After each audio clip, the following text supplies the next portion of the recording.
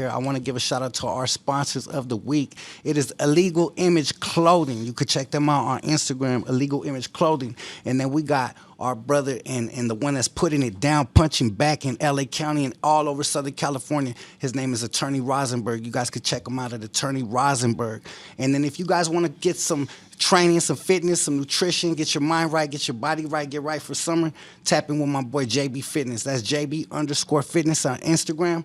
And we also got the homies at Rap Kings. That's right, Rap Kings_LV. If you guys want to get your walls, businesses wrapped, vehicles, they do it all. So make sure you guys let them know that Mr. Criminal sent you. And last but not least, we got Tradecraft Farms. That's right, the homie Daniel Rodriguez of the UFC pulled up this week and tapped in with a bag of that Tradecraft, and we've been in touch. So I want to give a shout out to all our sponsors. Make sure you guys give them a follow. Make sure you guys show some love and support. What's cracking? This is Jimbo's footage. This is Payalo. This is Goldie. What's up, Mr. Criminal? It's your homeboy Steven Lou. And it's your homeboy Ricardo giving a shout Yo, out. what's cracking? It's me, Alvino. This is Veronica. It's Monica from Atlanta. Yeah. Calling in from the San Fernando Valley. Calling from And we back, baby. On Wicked Boulevard every weekend. Out from Denver, Colorado. From South Central Los Angeles. Supporting the Crime Family Entertainment. Crime Family Network podcast. Episode number 8. Network I Podcast. support the new Crime Family Network podcast. I support Crime Family Entertainment. And I'm supporting the Crime Family Network podcast. And it's been a motherfucking legendary last few weeks. Episode number 8, Mr. Criminal live on air. The most active and most realest podcast on the West Coast. Coming from the southern side, baby. You know how we do it. And tonight we got a legend in the building. A legend for the community. One of the only people that's taken it around the world on a rock level, from the rap to the rock to a whole brand, household name. I'm talking legendary. And I'm very pleased and announce to welcome everybody to the stage, bringing the homeboy. Be real. How you doing today, What's big good? dog? What's good? Yeah. Thank you for having me up in here. Man, it's Looks an good. absolute blessing, man. Thank you. Thank you for blessing us. We here. We had to make it official with the homie. I told him you had to come pull up on me and smoke one. And that's the first thing we're doing today. That's right. And Critical said he got permission to smoke with us. He's not usually supposed to smoke, but we said we got Be Real pulling up, so you know what's going to go down. 2023 live. We in the building. Hey, Critical. Yo, what's up, man? We knocked out 6 beefs in the last 2 weeks. Yes, sir. God is working on God this is platform, great. brother. We knocked out the King Little G and Young Dopey beef. Yes, you did. We got Drummer Boy and King Little G back together. Yes, you did. We got who else did we get? Mr. Capone and Bozo to drop their beef. Wow. On a personal request from me. That was amazing. I had to hit them both up and say, we got to stop this, homie. We're all That's right. Latinos. We're all representing the same thing. We're all trying to feed our families, do positive things. And that's what we're doing, bro. That's God's right. working. And we just had Icon in here from No Jumper. Yeah. And he tried to stir up some shit with my homeboy Marlo Mac. And we ended up squashing that shit. Yes, I sir. chopped it up with him overnight the last few nights. So it's been a blessed thing, man. That's like eight families affected. That's amazing, bro. And we're just trying to create a new wave out here on the West Coast to show Latinos can stand together, get That's money, right. and no longer hate on each other, man. We've been doing that for too long. 2023, Crime Family Entertainment, the podcast, and we here. Hey, Critical, what we got on the news board this morning, or this afternoon, I should say? Hey, man, did you hear about that that scorecard that they found? Where did they find it? What, on the Lakers game, or what are you talking about? No. They found a Mayan scoreboard about 9 hours ago, man. Where at? It's Chichen Itza. It's Chichen Itza. Yeah, you know what? I did hear about that. You know, I think it's dope that it's been many, many years, and that archaeological site is still pulling up relics and beautiful things from Man, the that's culture. amazing. And it's been years, bro. Have you ever had a chance to travel down there, B? I've been out in that region, but I haven't had a chance to go see any of the pyramids or anything like that yet. You got to. But I'm going to for sure, because look, half of the stuff that we got now, man, that's a small fraction of what they've been able to dig up, man. We're in the years to come, as technology gets, obviously better, and they get tools to extract things from these sites. We're gonna see more shit that we ever seen. Yeah. And it's gonna blow our minds, some of the shit that they find. Yeah, they used to have to go through the jungles and dig shit out. Yeah. And now there's like how they busted the grow houses. Now they just fly over with the Yeah, fucking with the flare. drones. Yeah, and they can fly over, see the heat, the infrared, and that's what it is. Yeah, you know, like they say that, you know, there's a lot of parts of the world that hasn't been like, you know, no one's been through certain places in the world because it's hard to get there. Places that you can't travel by car, you can't really land there. So now, you know, you could check out some of these places with drones. If like you can't get there, at least you could fly your drone there, film where it's at, and see what's there. I think they found out there was a species of apes in Africa in a certain region that they thought were like extinct. Damn. And the first time someone flew a drone in this one valley that hadn't been trekked through, they found that those apes were chilling there, like, you know, a huge population of them. Damn. And that's the power of technology, man, because we wouldn't have known that because no one could go into these certain areas to even find that out. Yeah. And maybe that's good for people because they would have got their ass torn up. Right? That sounds like that movie Congo. You ever seen Congo? Yeah. Where they find that cave and then they're trying to find that diamond and that greedy ass fool's like, I need my diamond. And that motherfucker's the first one to go. That greed got him. But you know, that reminds me, you speaking of technology and helping and advancing, what's your take on the whole chat GBT thing and that being that whole artificial intelligence wave? I mean, you know, it's going to make it a lot easier for folks that, you know, maybe they're not necessarily gifted at the writing. Yeah. In terms of the creative stuff, like songwriting and stuff like that. It might give someone who maybe, you know, it's like singers in the 60s and stuff like that. They didn't all write their songs. They had songwriters, like Motown artists. There was a group of songwriters, and Smokey Robinson was one of the few that was actually an artist and a writer there, you know, but he wrote songs for other groups and stuff like that. Yeah. Because they weren't necessarily skilled at writing, but what they could do was perform and like sell these songs, you know, through their personas, their image, the way that, you know, they had a flair on stage that maybe they didn't have in their pen. You know what I mean? That's amazing. And so when you think about that, it gives those type of folks that maybe have the personality, maybe have the voice, but their pen game ain't down. It makes it easier for them. Now, it's dangerous in the other sense that you could plagiarize shit all day, like the way that they had that AI Eminem thing come out, and Eminem's cat shit. Yeah, and Eminem's people had to come out and be like, cease and desist that shit. Same thing with Kendrick Lamar's camp. You know, those are the dangers of it, is that someone could use it to like snatch your whole shit and flip it and benefit from it in some way or another. You know what I mean? Scary. But it'll give you new perspective.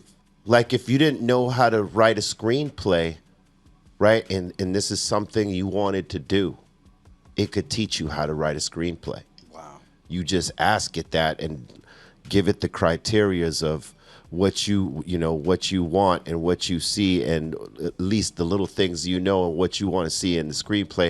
And it'll put it in there for you.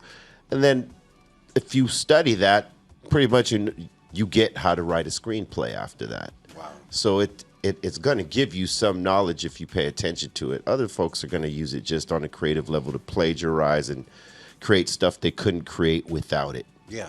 But these are some of the other things you can do with it.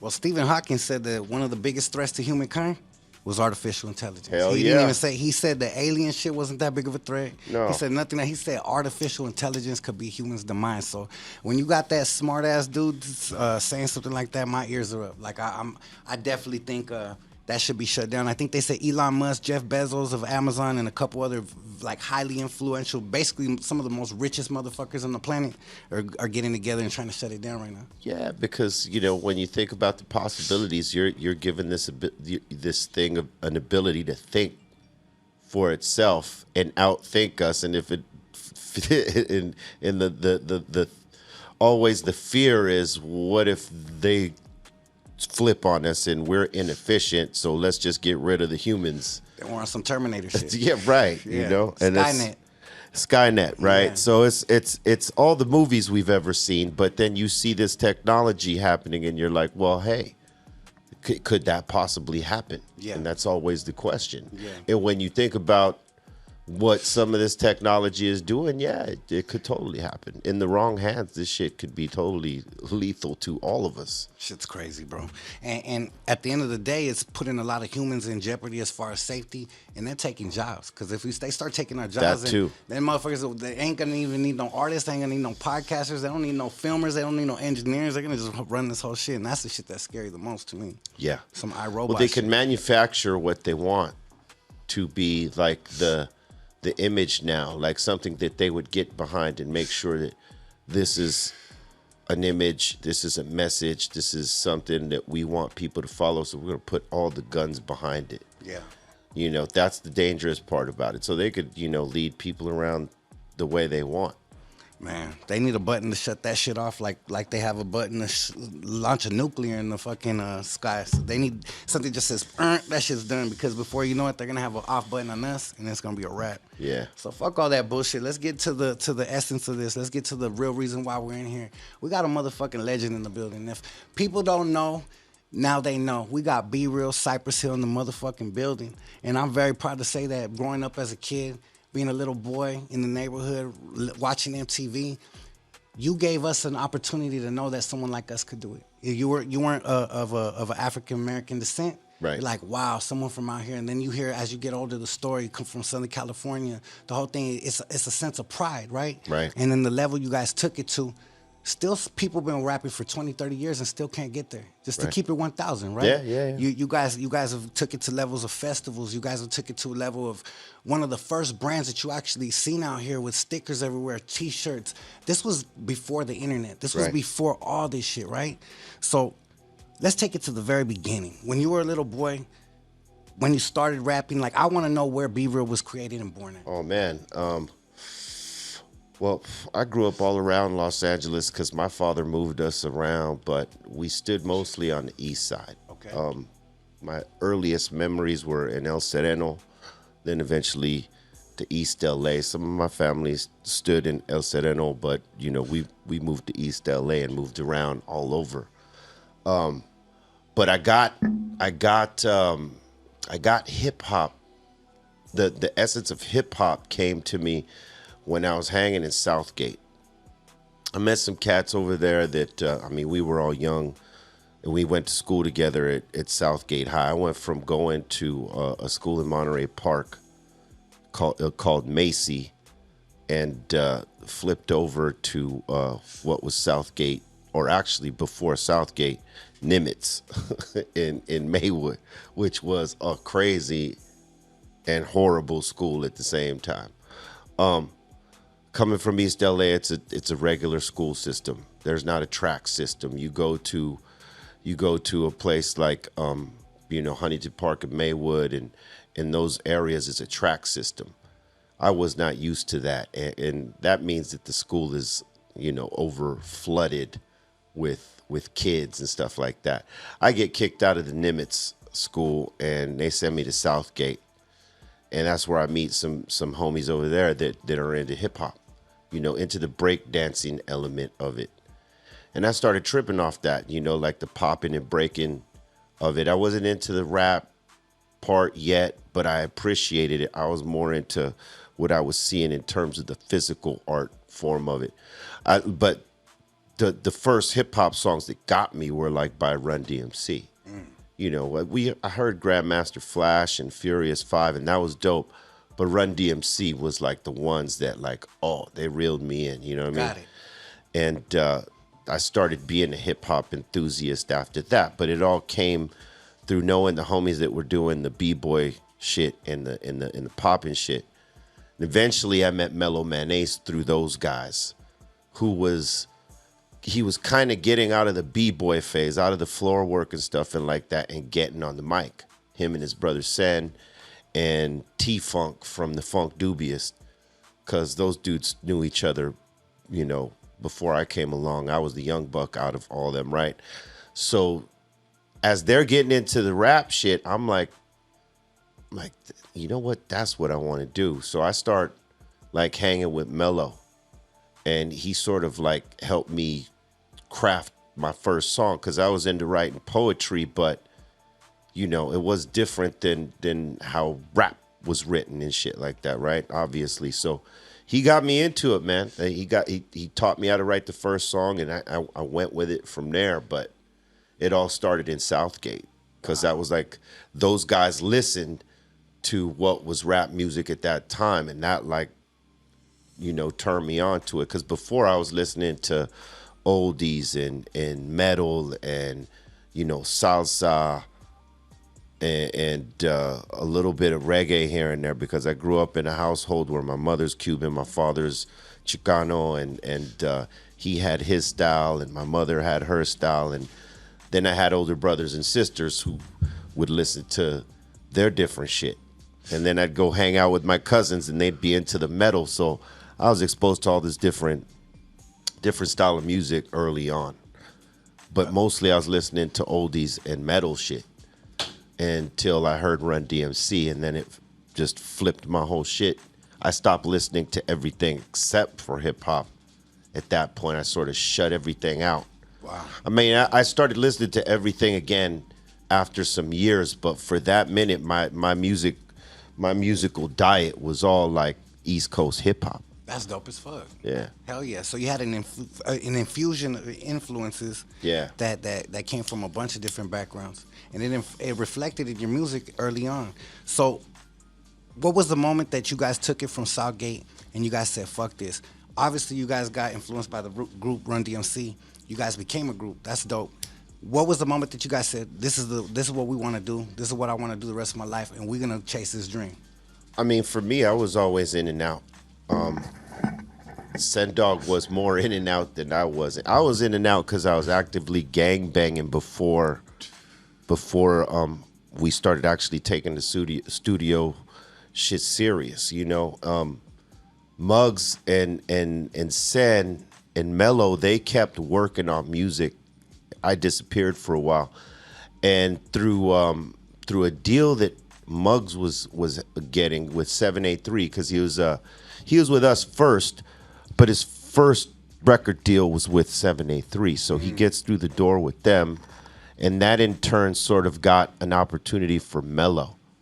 And when Mello got on, you know, they start working on his shit, and they knew I was a decent writer because I was developing in that. Before I went off to, you know, started gangbanging with my homies, I was writing some pretty decent songs for a beginner, and they heard it, and Muggs most definitely heard it, because I was working with him, you know, because Mello and Sendog were working together, and I was just sort of like, you know, the homie in the background. And then I start working with Muggs on shit, so he knew my abilities to write. So when they start working on Mello shit, you know, they were like, "Hey, let's go get Be Real." Wow. And you know, it took me a while to commit, because you know how it is when you're in the hood and you're like soldiering. That's all it is. That's all that matters. All that matters. Yeah. Holding down this stretch right here, and you know, having the homies back that you know you click within your clique. That's all you could see at that moment. Right. That's all you could see. You're indoctrinated to the fullest. So it took me a minute before they could pull me out. You know what I mean?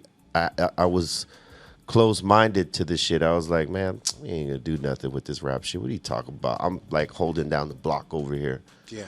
And I don't know what it was, but I was like, fuck it. I'll go. Let me hang out with them and see what's cracking. Mm-hmm. And we, you know, at the time they were working at Delicious Vinyl, and they would have Young MC coming through, Tone Loc coming through. Wow. When they were popping, you know, and they had other artists coming through, maybe doing collabs and people that you knew that were on the come up, like Def Jeff and cats like that, you know, motherfuckers with names. And I was like, wow, I'm around these motherfuckers, right? That's crazy. And so it went from like, I wanted to be on the block 24/7 with the homies, till now, like, I think I'd rather be in the studio here creating and being around all these great motherfuckers, you know what I mean? And that's when I took the chance. I was like, you know what? I'm gonna dedicate time to being in the studio with these motherfuckers and see where it goes, because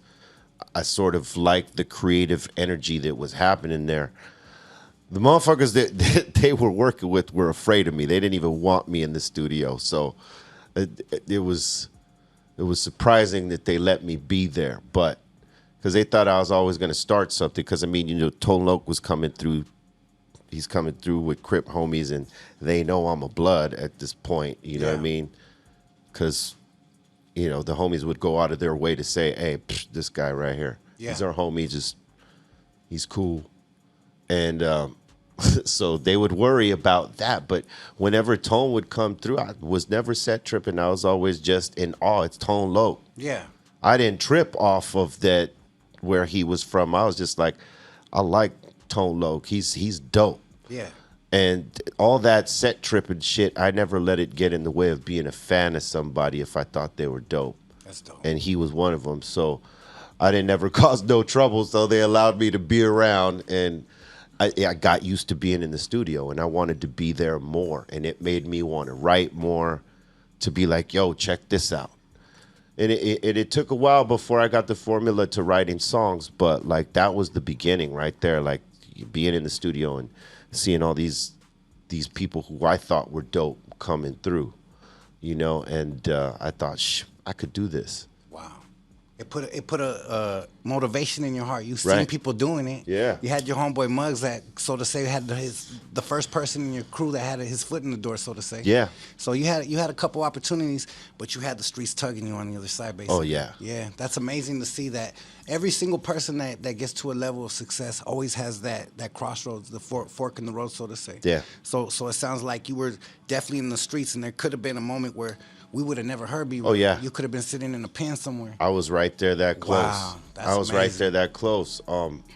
Because a lot of our homies, there was a summer where like they snatched up all our G's, and there was just a few of us baby G's on the street. And, they picked up a few of them too. And I was one of the last of the Mohicans at the time. And so when it gets to that point and you're holding down the block, responsibilities come to you. Wow. Right? Mm-hmm. And at that point, you got to make the decision where if you're going to go this route, you ain't getting out. There's no outro Straight up to what happens then. Mm-hmm. And I got caught at the time by Muggs and Sen right as this is happening. And so they gave me like an opportunity to do something different. And fortunately, hey, God is good because I saw it. Because had that happened maybe 2 months before, I wouldn't have even been like interested. I would have been like, I was just so wrapped up in being in the hood and being there for the homies and representing the block that, music wasn't even on my mind or in my heart. You know what I mean? So That's crazy. They came at me at the right time when I was open enough for it. Music saved your life. Oh yeah, because I was closed. I was for sure closed on that shit. I would constantly tell these dudes, "Hey, don't waste your time coming over here, trying to pull me back over here because I'm good." Wow. I wasn't good. Mm-hmm. Like, if I'm being 1,000 with myself, yeah, I was in danger every fucking day. I'm like a Latino banging with black homies in a blood neighborhood. It was tough. Yeah. For sure. So I had to be extra 100. And fortunately, I had a circle of homies that were down for me, down with me, and they had my back even on my outro into the music. Wow. Because I decided, I knew where I came from. I know if I try to cross this shit up and like bring that with me into the industry, we don't have a long run. Because I mean, if there's a slight disrespect from this or that, shit sets off because your homies got to react for you. Yeah. Even if you can't, right? Because you don't want to fuck off your opportunity. You might not be able to respond, but your homies will. And they're itching to. And they're itching to. Mm-hmm. And it will come back to you even if they respond, because motherfuckers be like, well, he's affiliated with these guys, so those are his boys. This is... And then it all comes down. So, like, I made a choice. Like, I'm either going to be in the hood over here or I'm going to take a chance on this shit right here. if this shit don't go, the hood is always right there to go back to if that's what I wanted. But fortunately, you know, shit flipped in the direction that we set our mind to. That's amazing. From the streets, from banging with Bloods to in the studio with Tone Loc, you learned the universal language of music. And Yeah. it's a beautiful thing because same thing being from my neighborhood and being in the music game, you run into a lot of different people over the years, Yeah. especially in the genre we were in, Chicano rap. And there was people I stood next to that we never thought we'd stand next to. But we're under the umbrella trying to represent and push this music thing. So Right. it's like, it's not a big deal. And then you get your phone calls from the homie like, hey, homie, what's up, what's up, what's up? And then you got to stand up tall like, nah, homie, fuck that. I represent the hood, but you ain't going to tell me what to do type shit. Right. So it's always like there's always going to be people with opinions, but we got to rise above it. Well, was there a point where, obviously you said that the whole struggle and stuff, but was there a moment, a decisive moment where you could remember back in your brain where it was like literally that was the exact fork in the road? Like this moment of my life, if I didn't do this or this, it would have been this? Yeah, I mean, it was that when they came and got me, because it was at that point. Had they waited any longer, had they waited a week longer, I probably would have been like turning that shit down and saying, hey, I got responsibilities over here. Yeah. And I cannot. That's you know amazing. what I mean? These motherfuckers are dependent on me over here. But fortunately, you know, it didn't get that. It didn't get to that because, you know, I wouldn't have been able to do this. I mean, you can't. When you're involved to a degree, and you know how it is, if you're really like doing that shit, you got to be anonymous. You can't have your face up in places. I mean, it's the oldest shit ever. You know, they talked about it in mafias and shit like that. They don't want anybody to be in the light, be famous, and that's for a reason. For sure. So, like, if you're choosing that life, that's the life you gotta live. If you try and do both, and you're coming and doing this, and now you're in the spotlight, and you're affiliated, you're under investigation at all times. And you're like a Suge Knight. Straight Yeah. up, like to keep it real. That's And they're what happened with them. waiting for you to slip. Waiting for the slip. Yeah, so like I didn't want to bring that into my shit, and I didn't want to like fuck up Muggs and Send Dog's opportunity because they took a chance on me. You know what I mean? So out of respect, I wasn't gonna bring none of that shit with me. I decided I'm gonna leave it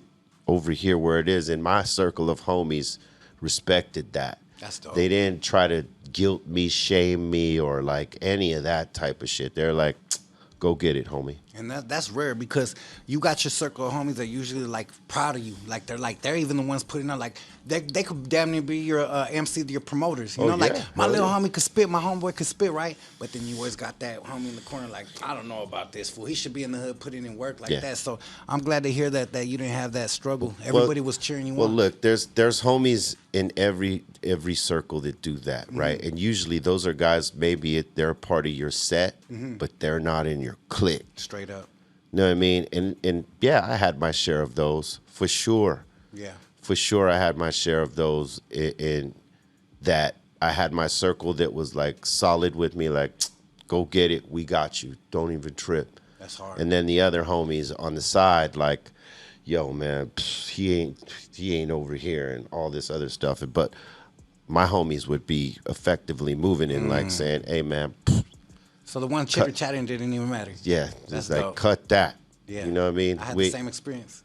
You know, because my true homies ain't gonna allow that, and that's the love that you know I always trip on that they've always had my back like that. Like if any chatter comes up, they gonna rise up and be like, hey man, stop that. Wow. That he's one of us. You stop that. When you got love like that. Yeah, and they don't have to. They don't have to, but they do, and that, you know, I always appreciate that. You know why? It's because they remember what you did for them.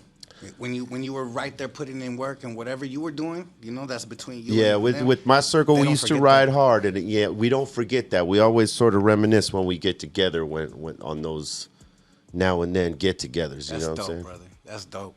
Now let's take it back to the beginning. So, was it Mentirosa start popping off for Mello first, Yeah. or were you guys start popping off? Like, how did that go? It was Mentirosa and Kid Frost with La Raza that were popping off first. Okay.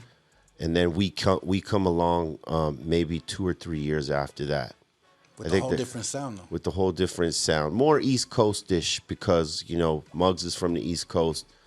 And this is what we sort of like, you know, we sort of grew up off of the East Coast hip-hop. So we didn't mind it sounding like that. A lot of folks expected us to sound like maybe similar to NWA because that was the sound in LA at that point. Dre was like king, you know? Yeah. But Muggs wanted to do something different because he was more influenced by the Bomb Squad. That's hard. Public Enemy. It's Public Enemy shit. And so, yeah, we did some different shit like that. And that's what confused people. A lot of people didn't know we were from L.A. They thought we were from the East Coast because of that. But, yeah, we popped off some years later. They sort of opened up the doors for the Latino rappers like, hey, there's actually Latino rappers. But there's always been Latinos in hip hop. Straight up. From the beginning. Heavy D. People sometimes just forget this. Yeah.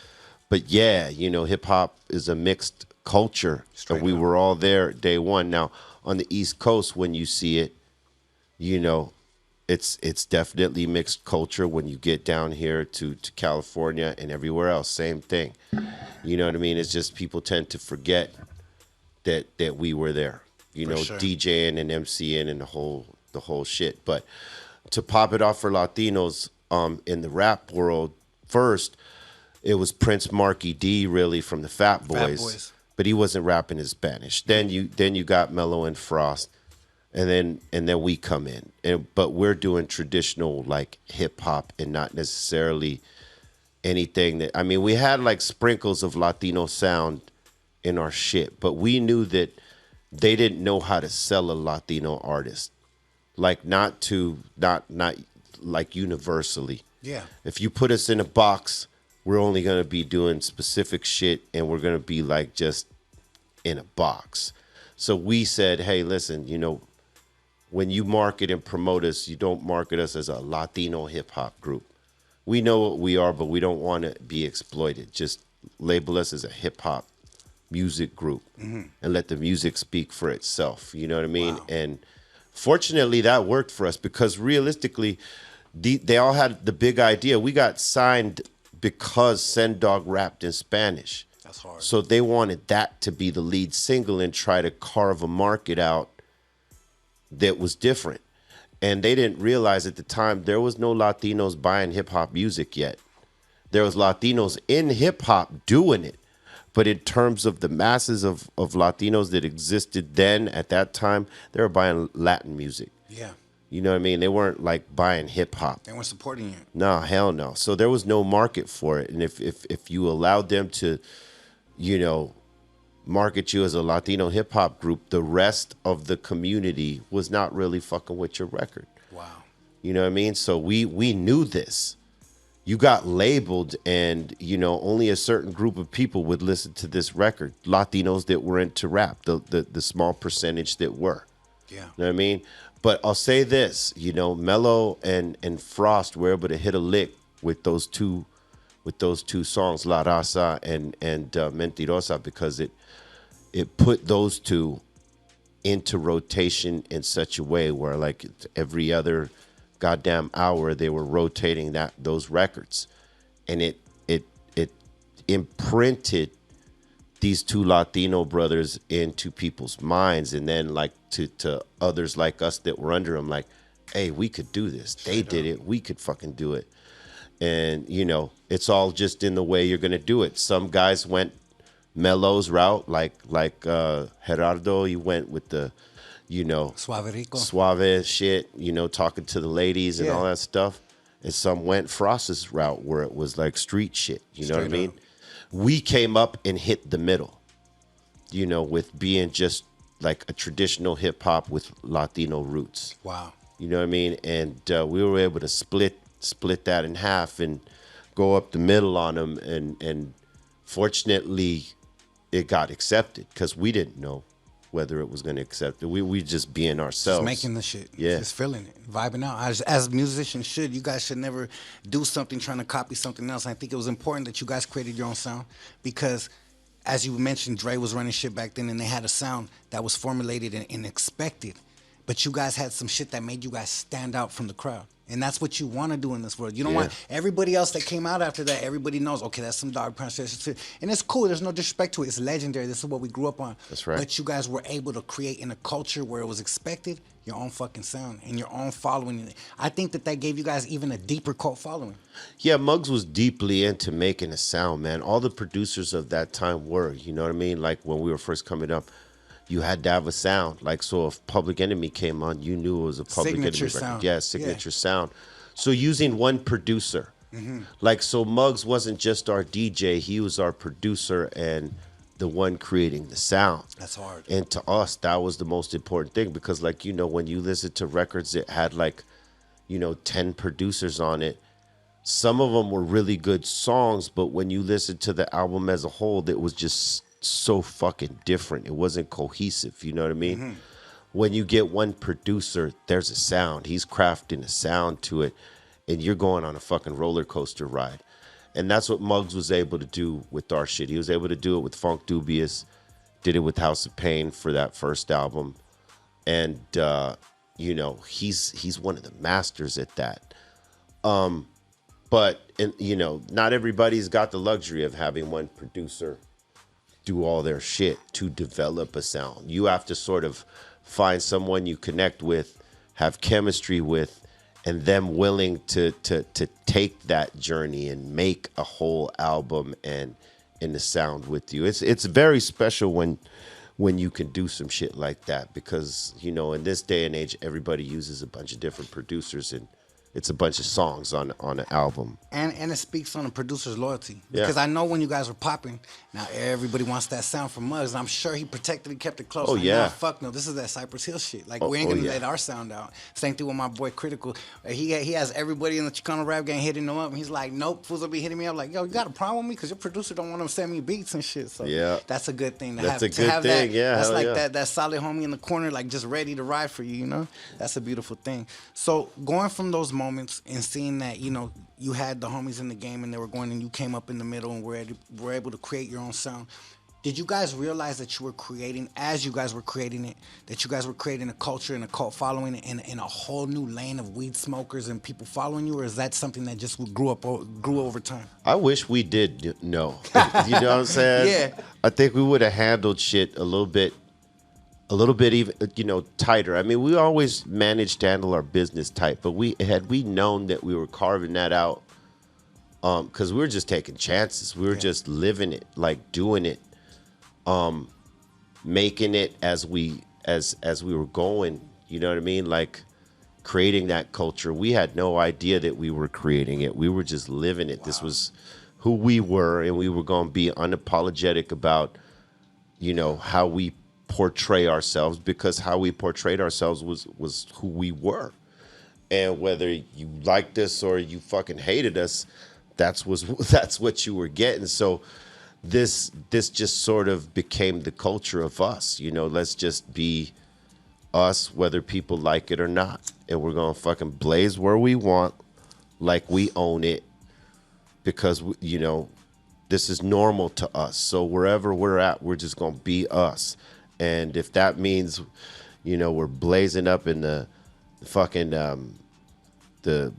the conference room at Sony Music, boom, so fucking be it. And what was cool about that is that Sony would allow us. They would be like, that's Cypress Hill. This is the conference. This conference room is theirs. When they're here, nobody fucking bother them. And we were like, okay, shit. Was that called by Tommy? That was actually by Donnie Einer. Oh, shit. He was also like one of the big heads over there. Tommy Mottola and Donnie Einer were like the two guys there.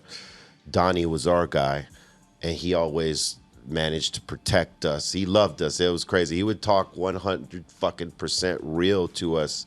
No sugarcoating. No sugarcoating. When he thought we were being fucking like outrageous, he would put us in our place. It was fucking magic, bro.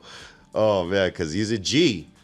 You know what I mean? He don't take the shit. You know, your whole career could be shelved. You talk to that guy wrong. And they had the power to do it. Yeah, quick. and there's no intimidation that you could bring That's amazing. You know, I hear that some cats got the street life and everything crossed up to where I just saw Ace Boy Pun, bless you. I just saw Ace Boy Pun on the thing the other day, and he was talking about how he first got out of prison. That's Compton AD's manager, Yeah. and G Perico, and he was like, you know, I first got out of prison. I just want to push up on everybody, like I'm gonna pull up and put this like street shit on them. And he's like, I learned really fast that's not how you move in the music industry. These dudes don't play, you know. They blackball your artists, they get you lawyers on you, all that shit. Like fools don't play. They got all their legal shit in the road, the ducks in the road. So They're more organized than anyone when it comes to the shits. Big time. You know what I mean? So like if you're trying to be in this game and you try to speak funky to one of these folks, man, that'll be the last time you get any deal from a reputable label. You'll have to like, you know, just be independent your whole time. Straight up. And then lucky if anybody fucks with it still. And artists that got blackballed, they never came back. No, they never come back. Never come back. That's a crazy thing. That's how it is though. They you know, they run that shit on you. So, and they've been running it on artists since day one. If you know how to play the game, man, they don't got to do nothing with you. But like if you're stubborn and you know you ain't doing all the shit you're supposed to, they will remind you. Spank that ass real quick, right? Spank They say that the ass. old saying is the biggest gangsters in the world are in suits with smiles on their faces. That is the truth. They do not come aggressive. They don't come with none of that. They come very gentleman-like, and you find out the hard way real quick. Those are the sharks, the whales and the sharks And over they're the there. most successful people in the world. Yeah. Now, I want to ask something, since we're speaking of labels, and we're going to go back to the last question, not to be redundant, but I do want to cover this, and I want to ask this. Did you ever get pushback from the label speaking on the expecting the sound to be sounding like Dre? Did you ever get the label to be like, hey, we need some shit like this, and you guys had to fight them like, nah, hell no, this is our sound with Muggs, Yeah. or did you get the support? Yeah, for sure. I mean, you know, we got our share of support. Sony always supported us, no doubt. I can't say that they were like, well, you got to change A, B, and C. They suggested. I see. You know what I mean? They would suggest, and you know, they really knew they couldn't suggest to Muggs because Muggs would just tell them to fuck off. But they suggested in the nicest way possible so that Muggs wouldn't tell them to fuck off. But yeah, there was a couple times for Dr. Green Thumb, for instance, right? When I had made that song, the beat was dope. They loved it. But they didn't really love the song Dr. Green Thumb. I mean, they loved it, that it was a dope Cypress Hill song and our fans would appreciate it. But they knew that it, you know, had they,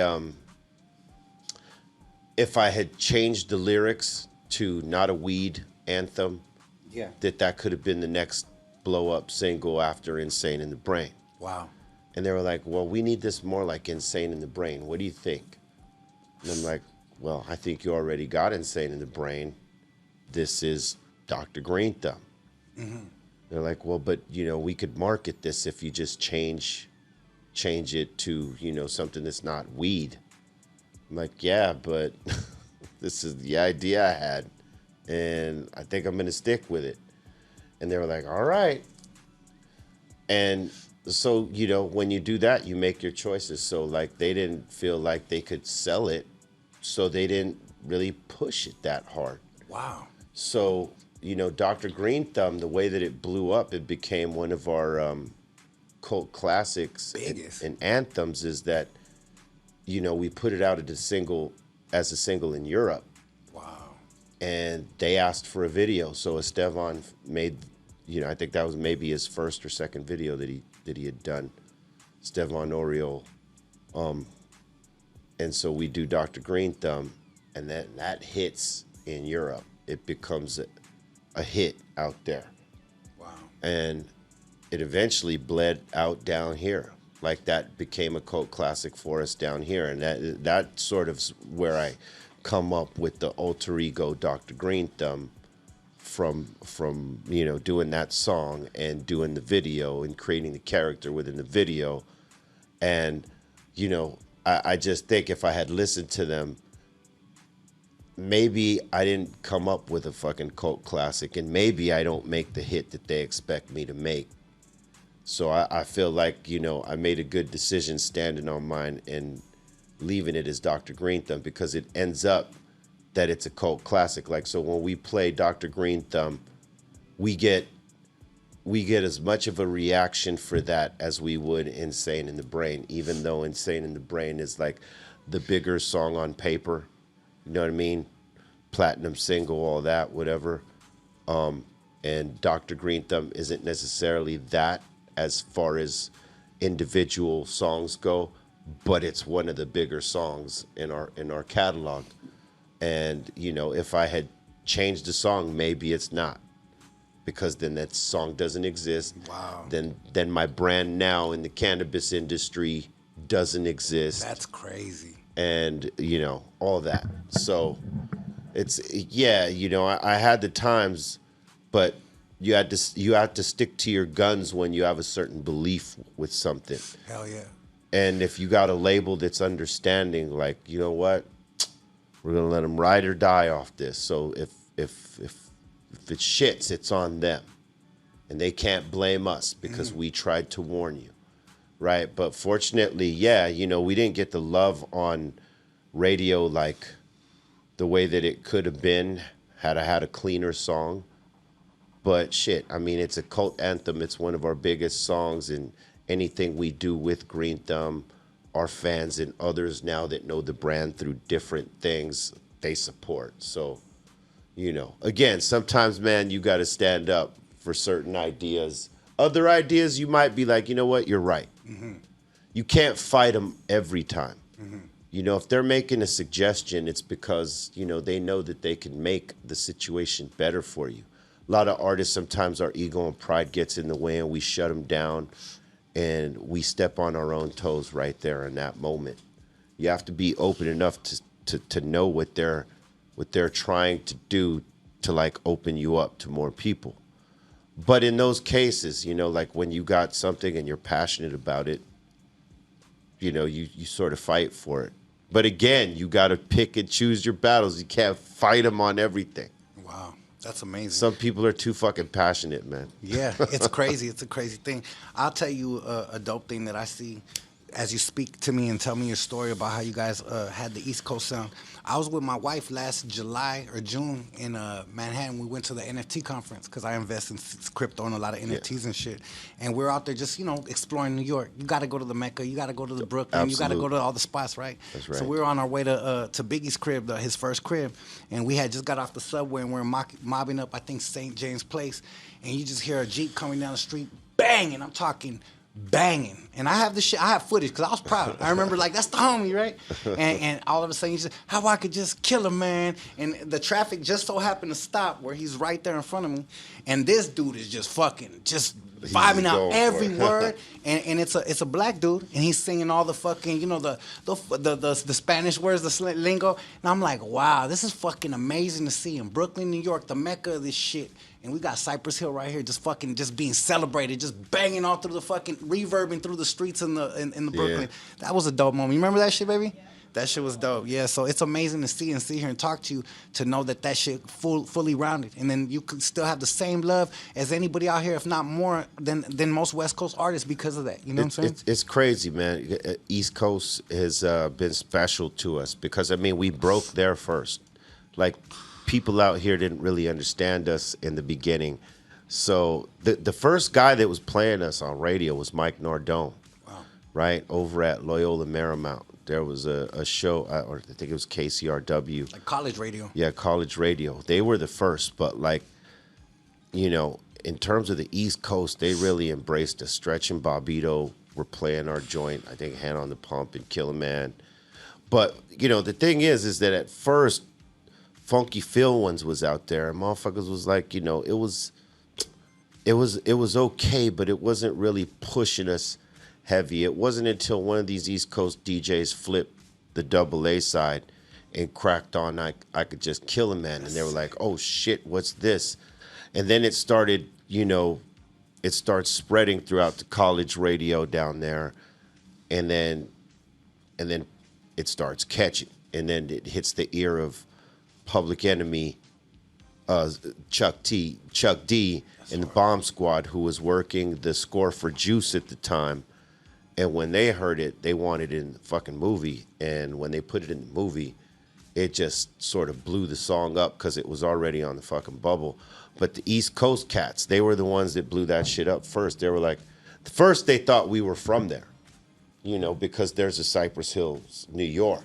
No shit. Yeah, in East New York, and you know, it's a borderline Brooklyn and another borough. So and, you guys won out there. So yeah, you know, and then we had sort of like an East Coast sound because Muggs was from Flushing, Queens. He is actually from the East Coast. So, and we were using a hybrid form of slang in terms of our songs, where it's sort of East Coast lingo and West Coast lingo merged into songs like Hand on the Pump and Kill a Man and other shit like that. So it was like a real fine line, but like the East Coast motherfuckers like embraced us first, and when they did, all the LA DJs started talking about us. And the first guys that were really talking about us to other rappers were EPMD. Like we, throughout our careers, throughout the 31 years we've been doing this shit, all the guys that said, man, I remember when I first heard your shit, EPMD played it for me, man. He was like, yo, they were like, yo, this right here, these, have you heard these guys? Fuck. And that meant everything to us because, I mean, you know, Run DMC were like, you know, the pioneers, and they brought us in. But like when we heard EPMD, they were using like the funk shit, like stuff we would listen to here in LA. Wow. Like Roger, Zapp, all that shit, right? And we're like on the EPMD. I mean, we used to go to their shows when they did one at the Casa Camino Real for the first time. Shit, we were up in there, and to hear that one of our favorite groups was out there talking about us. They didn't know us. We didn't know them. We were just fans of them. We had never really talked about them in any interviews or anything, but they were out there like being a street team for us. Like they told Ice Cube about us. They told Public Enemy about us. They told fucking Busta Rhymes and Leaders of the New School about us. Everybody that we ever ran into from that time. And we're like, damn, that's crazy, because we didn't, that's something you don't ever expect. What an honor. Yeah, it was awesome to know that. We're like, fuck, we still hear it to this day. Yeah. Like old school rappers that'll come up, man, I remember when I first heard your shit. Fucking Eric and Paris, they fucking played your shit. Like, oh shit. Damn, that's legendary. What a sick ass story. So going from those moments and then bringing it back and then connecting with like the Psycho Realms and taking it all the way back to like the Street Platoons. How did those type of connections happen? Like, how did that end up coming about? The Psycho Realm thing happened, like, you know, I had a friend that used to go to, like, events that would happen over there at Olvera Street, right?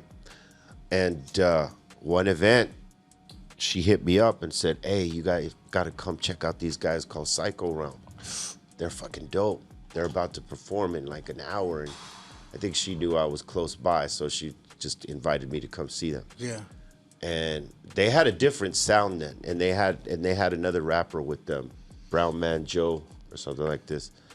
And so I went to see them, and I thought they were dope. They sound completely different than the first album everybody heard, but they were still dope in the form they were in when I first ran into them. You know, Jack had it wasn't what his style became, but it was kind of getting there, and Duke sort of sounded like Sun Doobie a little bit. Wow. Like he was influenced by Sun Doobie's style at that point.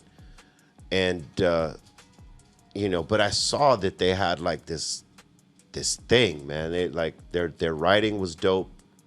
And the cadence is how they made, their shit their own, kind of dope. I was like, man, I approached them after and said, hey, let's do something. And I went away on tour for some time, and in that time, Jack learned how to produce the beats because he didn't want to depend on anyone for beats. And he had a vision for what he wanted the shit to sound like, right? And while he's sort of learning the chop game, Duke flips his style completely, and sort of pushes the Sun Doobie style off to the side, and does something completely different. Birthed his own shit. And birthed his own shit. And people started listening to him and sort of getting some of his flex. They don't ever admit it. But there are rappers that hit a lick, a big one. With this shit. That sort of, copied his style. And so by the time I come back off tour, he is now making the beats himself. He's in a new style. The other rapper's not there no more. So I was like, hey, this shit sounds dope. Let me come in with you guys.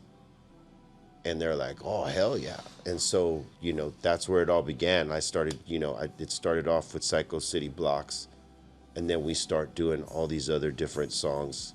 And that brought some different concepts and ideas that I couldn't necessarily use with Cypress.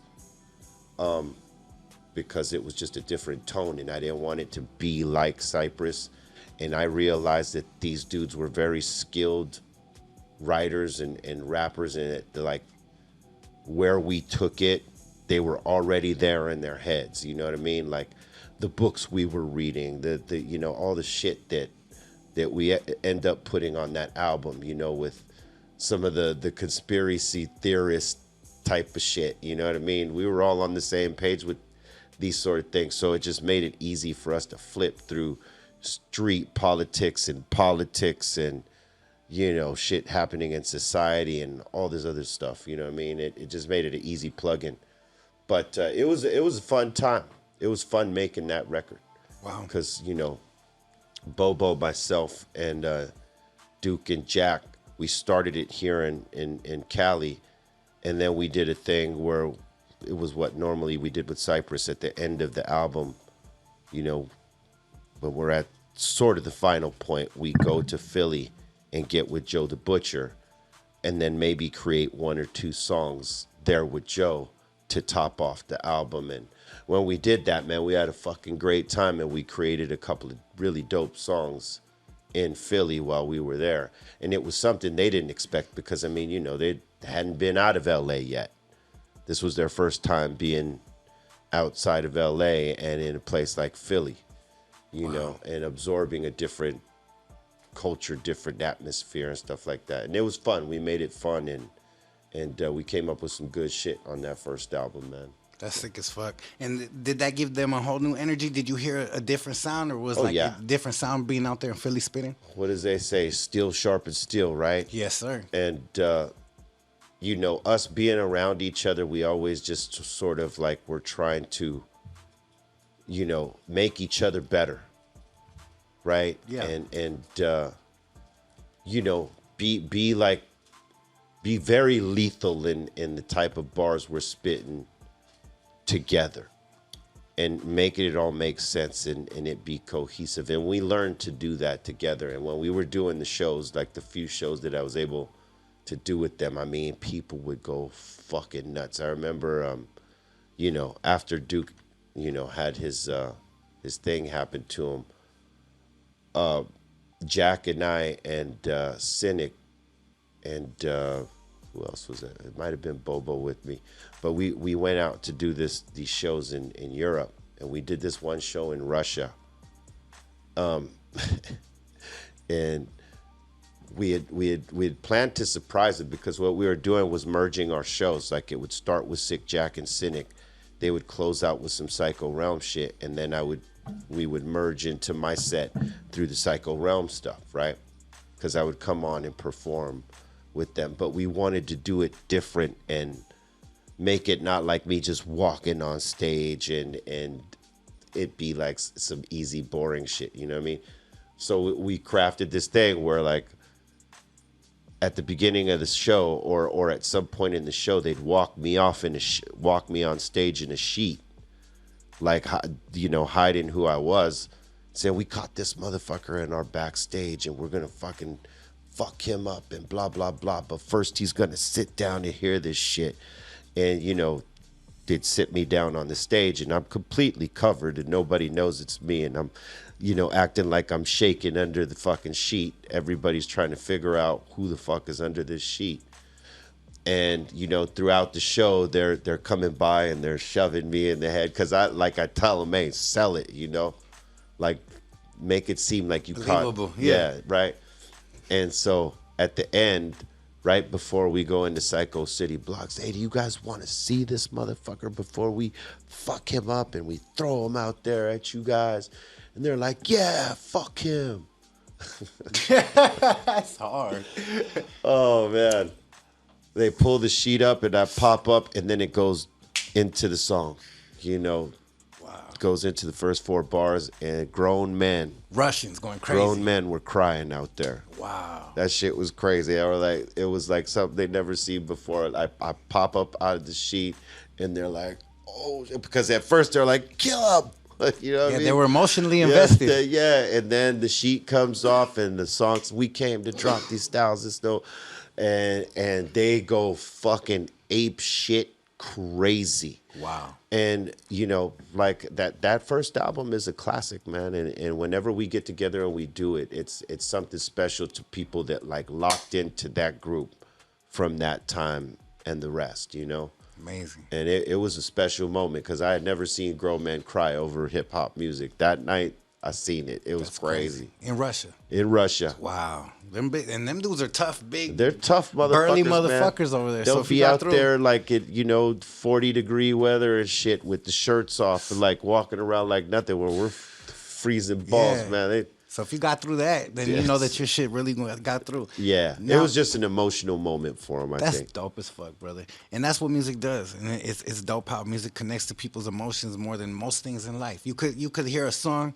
from when you were a kid, and like earlier, we were listening to a song, and I was like, I remember this shit was 1994, and my wife's like, no, Insane in the Brain was 93. I was like, fuck, I was close. She right looked there. it up. You know what I'm saying? Sometimes it's like, I forget, dog. You Shit. can remember the moments of your life, like when it happened. It's like a soundtrack to your life. Now, with that being said, I think everybody could agree that Cypress Hill don't put on shows. Cypress Hill put on fucking experiences. Like going to a show of yours isn't like any other show I've ever been to. I've been to Cube shows. I've been to fucking Bone Thugs, my homies. I've been on stage with both of them cats, and they get down. No disrespect to them, but there's just something about a Cypress Hill show that is just an experience, homie. And it's like the whole crowd is like hypnotic. It's a fucking trip. I was at the first and second Smokeout ever. Right. And that shit was dope. I have good memories of it. And speaking of Psycho Realm, I think it's dope how you always never look back. You never gave up or overlook your homies. Like I was there in that day, and I remember the lineup. It was Black Eyed Peas on the second one in San Bernardino. I remember the dude, the one that grew up in East LA. He started spitting in Spanish on stage, and that shit blew my mind. That was dope to see. And then you guys had Psycho Realm up there. That's right. And then after Sublime passed away, it was Long Beach Dub All Stars. Long Beach Dub, I remember the lineup how it went. Yeah. And right before the sun went down, it was Gangstar hit the stage. That's right. And I remember that shit clearly.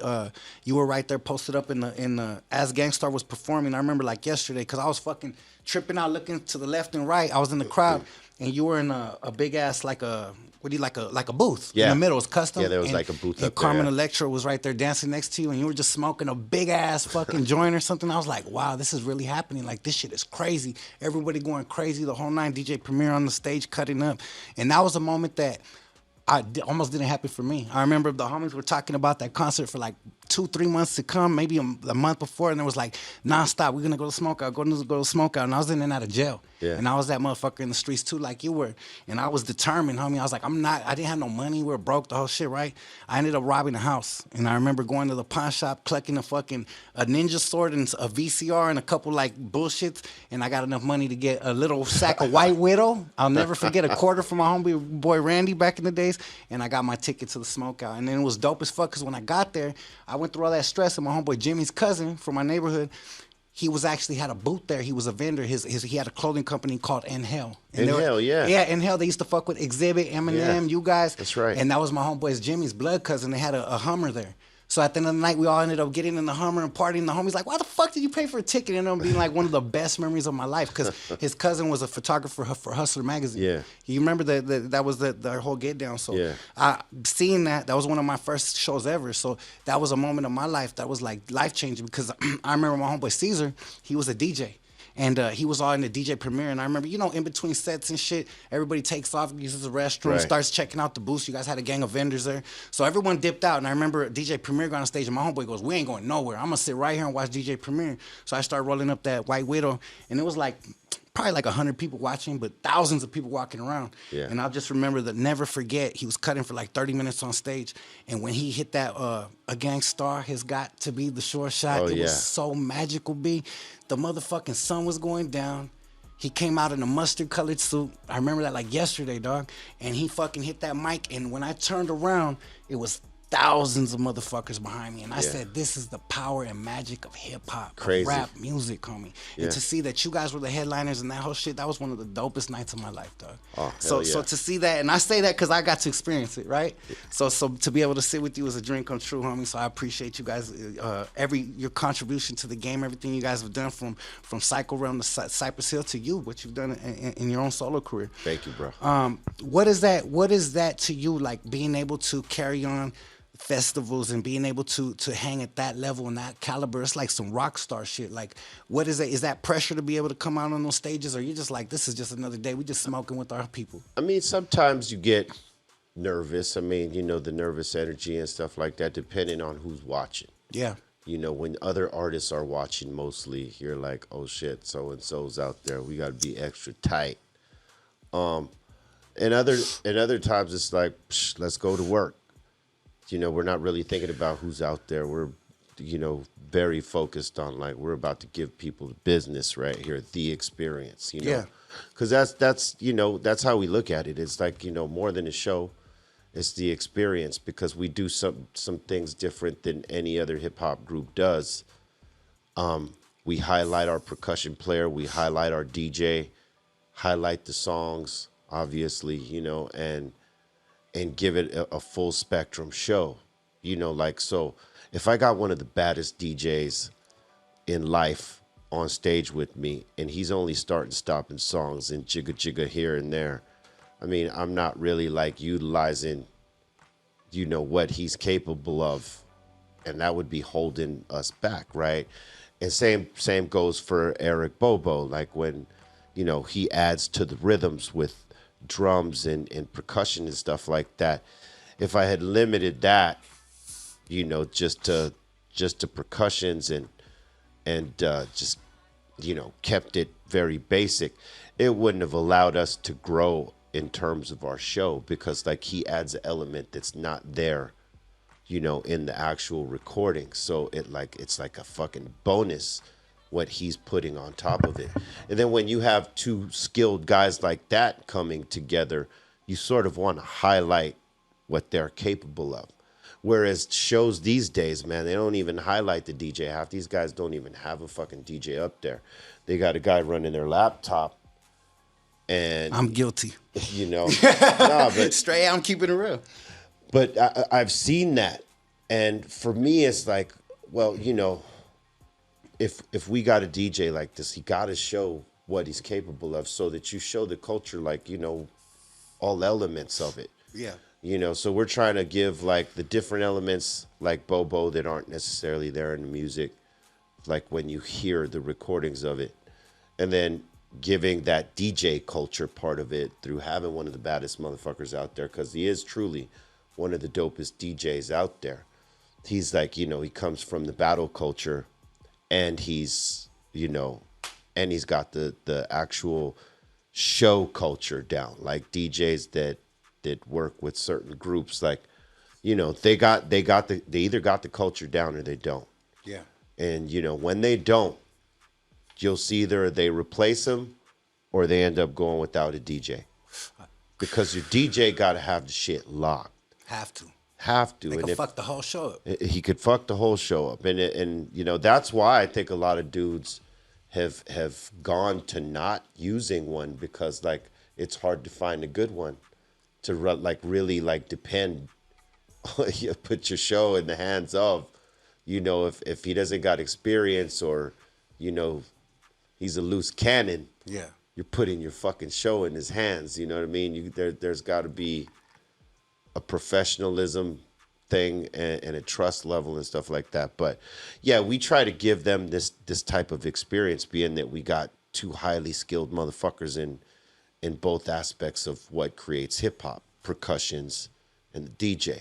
Hell yeah. So, we add that with the mixture of our songs and the energy and the non-give a fuck attitude. Like we're gonna slay this shit. Whoever's coming on after us, they better hold on tight. That's hard. Now, as far as merchandising, I would say, as far as my memory goes back to California and the West Coast, as far as a hip hop group, you guys had that shit on lock since way back. I mean, I remember stickers on cars. I remember people walking around with shirts, Cypress Hill. I remember beanies. Like, you couldn't escape it, no matter where you went. Where did that come in? Because you didn't see NWA hats everywhere. You didn't see Dr. Dre, the Chronic hats on everybody, but you saw fucking Cypress Hill. Like, who came up with that? Shit was genius. That was basically, us being fans of like the rock shit and noticing how they would use the skulls and shit like this as their logos, and it would stand out. Like, like Motley Crue, or not Motley Crue.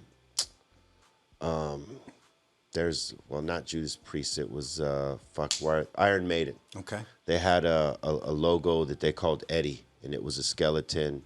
That shit's had the hard, skull too. and all that stuff. And a lot of rock bands had a skull representation. No hip hop groups had them, not at all. So we were like, we're gonna do that because we listened to this music also. So we just peeled things that we thought could represent us in hip hop over here. So the first thing was the tomato face skull, the red skull with the green weed leaf and the arrows going east, west, north, south. And, to represent that we're going everywhere with this shit. You know what I mean? And fortunately, that stuck somehow. Like, that became an iconic logo in hip hop at the time. Right there next to what Public Enemies was and Run DMCs and all that stuff. And we were tripping because we didn't know it was going to hit like that. Wow. But it ended up being a good symbol for us. We used it for a long time, and then we would vary it throughout, our album covers and stuff like that, modify it, change it, but, still the elements of the central skull with the weed leaf and the arrows, or some type, like the compass type work. Hell yeah. Moving with a lot of intention. As I hear your story, other than them having to put you out the streets, because that you weren't intending that. No. It sounds like your whole career, there was a lot of intention. You guys had a lot of heart in it, a lot of love, and I try to preach that to people. Like, it starts with love. This starts with talent, love. There's a lot of things that drive a man to be successful, right? And you got to have these things in order. If you don't, these days, unfortunately, with the internet and stuff, it makes it so much more accessible to try to chase a dream, which is a great thing and then a bad thing, because you have to weed through the bullshit, but it also gives the next man opportunity to possibly become the next Be Real that chases his dream and comes from the neighborhood and maybe not had this in his future as a goal, Yeah. And I think that's an amazing thing. Taking it back to the East Coast West Coast connection. How was it to get that phone call, or explain to me when Dr. Dre involved you in group therapy? Like, how did that happen? Because that was a fucking huge moment. You represented the face of Latinos on that and the West Coast. That was a double representation. Yeah, I was tripping on that because, in the realm of the things that could happen or whatever, I didn't think I'd be getting a call from Dr. Dre. I didn't know I was on the radar like that with bro, and it was an honor, growing up out here and then knowing that he's one of the pioneers and he chose to have me on the song. I was like, pfft. And then with who's on the song. Yeah. RBX, who's an absolute killer, Classic, Chronic. Nas, who was everybody's favorite rapper at that time. Illmatic. KRS-One, who is like Hip hop royalty. Yeah. I mean, one of my favorites ever. You know Originator. what I mean? Criminal Minded. Come on. And, you got Dre putting the beat together on this. There was no way I would say no. Legendary. And I was just like tripping. I'm like, oh, man. And then it became a single, and they wanted to do a video. And that was like the first time I think I got painted up. Wow. Like they painted me up in red for, to be a red devil, I guess. And then they had, Mr. Cartoon. Banged on your shit. Yeah, banged on my shit heavy. Yeah. and they went for it, and it was crazy because I didn't know what it was going to do, but it ends up being like a West Coast anthem. Huge. And East Coast. Yeah, and East Coast. It spanned on both sides, and it was great to be a part of it, like to do shit with my idol, do shit with my peers, and like it be by Dr. Dre. It was crazy. That's crazy. Now, was that a record that you knew who was on the record? Because sometimes, you know, you hear the stories where they put people on someone else. Did you know that they were going to be on the record? I didn't know till I got there. Wow. And I was like, oh shit. Pressure. I got a chance to hear their shit first. I was like, oh shit. And, you know, the Damn. pressure was on. I was like, oh fuck. So okay. you guys were all in the studio together. A couple of us were. Okay. I think that he had already had some one or two down, but yeah. That's typical. yeah, but it was Pull up yeah. the record, play this shit, and bang it out type shit. Yeah, it was dope though. That's like just hard. being there, like, oh shit. And you brought the real chronic to the chronic. You know, I try. Yeah, I'm pretty sure that was a legendary session. yeah. How much would you say you smoked in that session? Oh man, at that time I was smoking blunts too, so I probably like lit up 4 blunts in that Wow. session. That's beautiful. I mean, nervousness won. Yeah. You know, because you're in there with dude, and then when you realize, oh shit, KRS-One's on this track, Yeah. and then hearing Nas, it's like, all right, I gotta be. You gotta really come. Gotta really after represent Nas, right after here. Nas, right? Shit, he's everybody's favorite rapper at the time. You know what I Yeah. mean? So it's like, fuck, I gotta deal with that. That's hard. But you know, hey, those kind of records, like, Brings out the best of you. yeah, you step up. Friendly competition. That's right. You step up or you step off. Yeah, and hip hop needs that. Yeah. And you represented the face literally because when you turn to the side, you had the SUR banged right here. So it was like, that shit stood out in the streets. I remember everybody was talking about it. I literally got locked up. I was in the halls and fools were like, yeah, homie, be real, ain't no blood. He's a sureño, homie. And it was like arguments like that. You know what I'm saying? So how was that? Like, did you ever catch any flack from that? Obviously, you got love from both sides. I mean, you know, my family came from that. Like, my older brother banged Okay. with Sood and all that. He was from Viennese. Okay. My older brother, he passed away a few years back. My condolences. And you know, I banged over here with the family Swans, and fortunately, I was able to get love from both. Yeah, you know, there's gonna be some like, he ain't one of us. Yeah. He's over there with them. You get your fair share of that because you choose at the end of the day. And my brother would tell me, hey, this is what's gonna happen, just so you know. So I always knew. He was looking out. Yeah, he was looking out.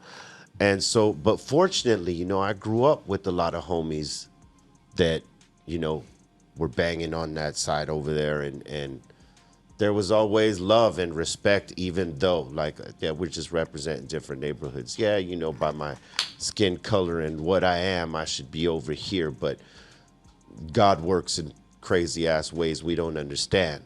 I ended up over here. Your street family's your street family. Yeah, and you know, some understood it and some didn't. But like, you know, I never had to deal with anybody being disrespectful in my face like that. It's always been love and respect, and you know, that's always been cool because you expect the shit. Yeah. You know, when you're living that street shit, and then it all, you know, like, you know, people know about you, they learn about you, that there's always somebody with scrutiny or trollism or No matter whatever what. that wants to bring it up. And it's like, you could bring whatever the fuck you want up. Yeah. I know where I stood. I know the choices I made. It is what it is. Love me or hate me, you know. Yeah. It ain't like that anymore. I'm a musician, an artist, entrepreneur. I come from that, and I'll never forget it. And, you know, I carry it with me because, you know, you have to.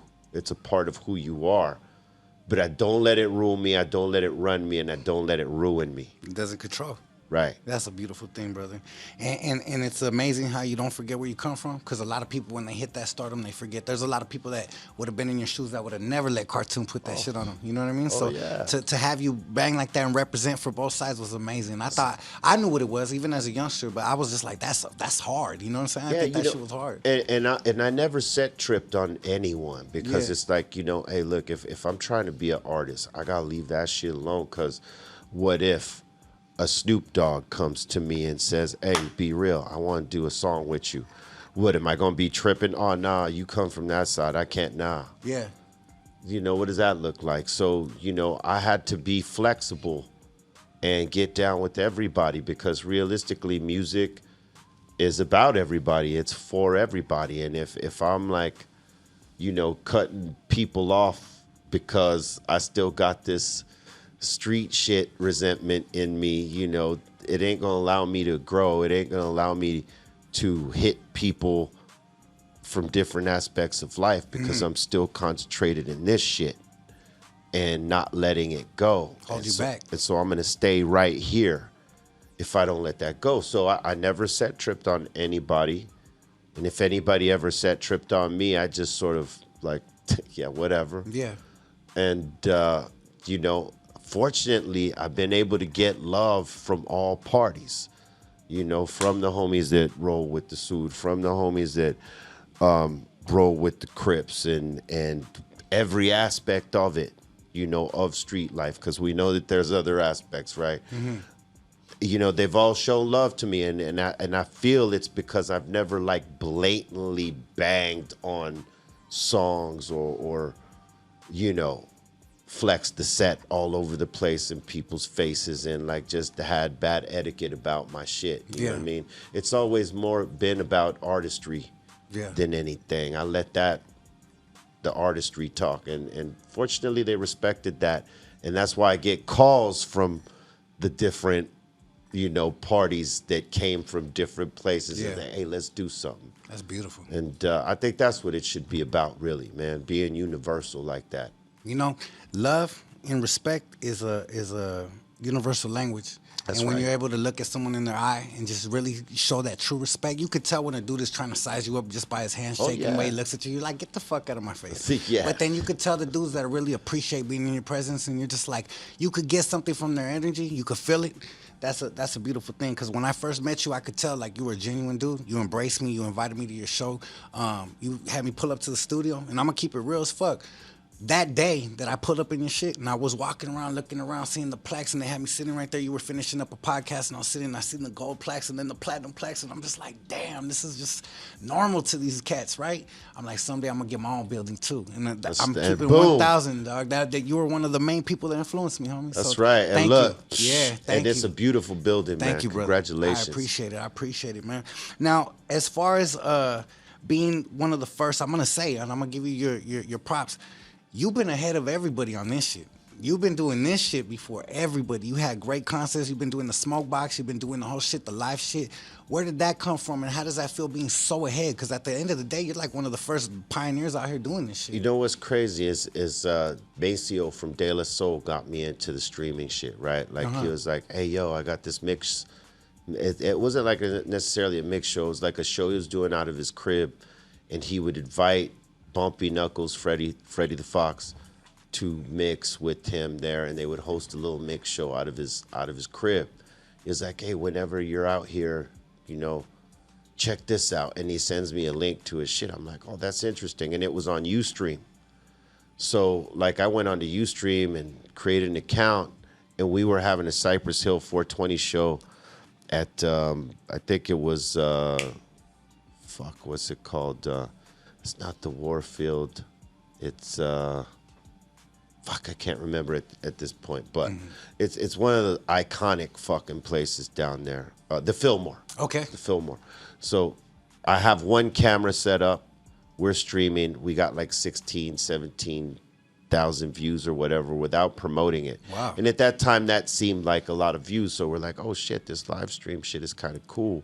It was exciting. And, so I think, like, how can I use this? And Bobo and I, Eric Bobo and I were doing radio on the beat just before that whole streaming shit. We were doing the Soul Assassins radio show on 92.3 The Beat, which we considered a platform, and we had lost the platform when we quit. So we didn't have anywhere we were broadcasting, and when the live streaming shit, I saw that, I was like, well, maybe we can flip into this.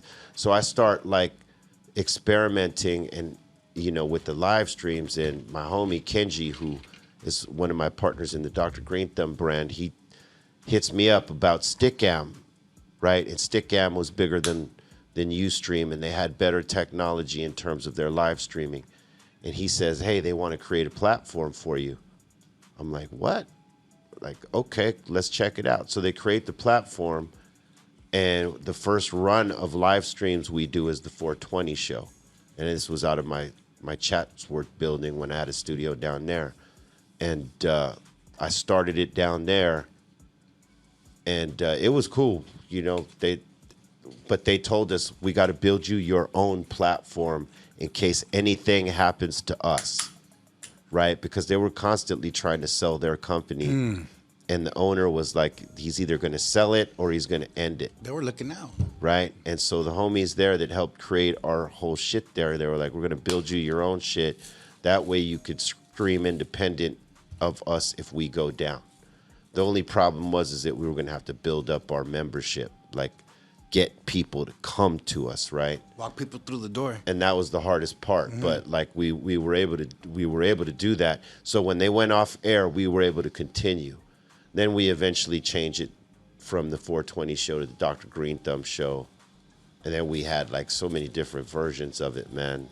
But yeah, we started a long time ago. Probably just before Joe and just before Snoop started doing it. We were knocking it out on Stickam, but we were doing it live. The difference between what they were doing and we were doing is they were filming their shit and editing and all that stuff. We were just going straight up live. Raw. And then we flipped it for a time and went to the production of it, like filming it and had our guys editing and producing and shit. But we felt like, you know, our fans like it live and raw, so we're just going to go back to the live form. And that's when we created the Dr. Green Thumb show, but live. Instead of calling it a podcast, we call it a show. Hell yeah. That's dope as fuck. Yeah. What's your favorite part of being Be Real? Well, what's your favorite part? If you could narrow one thing down, what would you say? You know what? I could do it without everything else, but if I could just keep this, I'm straight the rest of my life. The ability to say what God needs me to say. Wow, that's powerful. That's powerful. Because it's with all the platforms that we created, you know, I realized shit, I'm a platform too. You have a responsibility. So yeah, so like if I want to push out positivity, I got to actually push it out and be about it. So that would be the thing. You know, that's the best thing, that like I have that ability. I could totally ignore it and, you know, just be living in the celebrity of it and not worry about what anybody's vibe is and shit like that, because it happens. You get lost in it easily. But, you know, God bless me, man. And I always want to try to push positivity on people to know that they're blessed too. They just got to recognize it, find it, and then work towards it and with it. You know what I mean? Find their purpose, right? Hell yeah. Yeah. And some people don't find it till later. Some people never find it. But it's just it's there. You just got to be willing to look deep. You got to dig, definitely.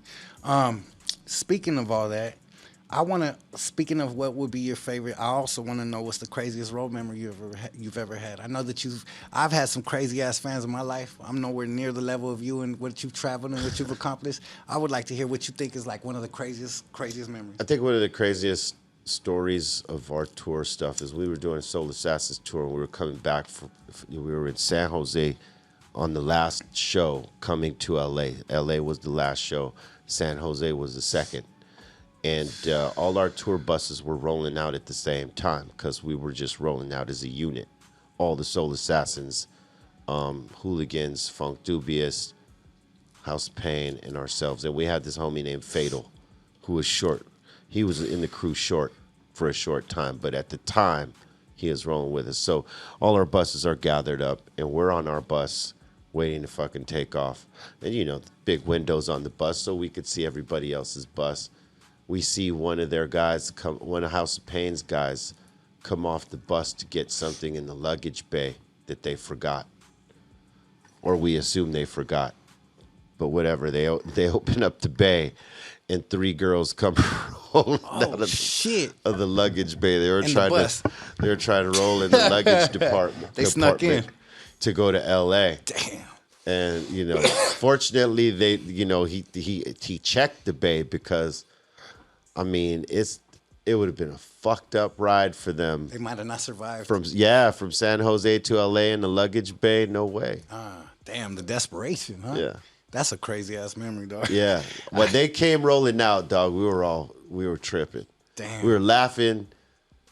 and tripping at the same time. Because, you know, we'd seen a lot of things, but that was hilarious. That's crazy. Speaking of the Bay Area and being from Southern California, obviously some people, like I said, when I was in the halls, I get people to be like arguing about that. So from the street side, some people didn't know, right? Right. Did you ever get like a sweated up there and people be like, hey, homie, you're from the South Side, dog. You ain't welcome up here, never? Nah, Nothing never like that. You know, they always just showed love. They would show up to the shows for sure, and they would be like showing out. But never like, you know, throwing the flags up at us, because we heard about that happening to other homies from down here where they're throwing up shit at them. But like that never happened for us, because again, we never really tripped like that. Sure, in a couple records we we put it down for the South and all that, but it was never in a way to disrespect anyone on the other side. It was always just more like telling a story. Yeah. You know, like what life is down here in LA, right here in the South. So, you know, our stories were never a disrespect towards, you know, any Crips or any homies from that side of California or anywhere else. It was just basically telling a story, boom, you know, that was based here.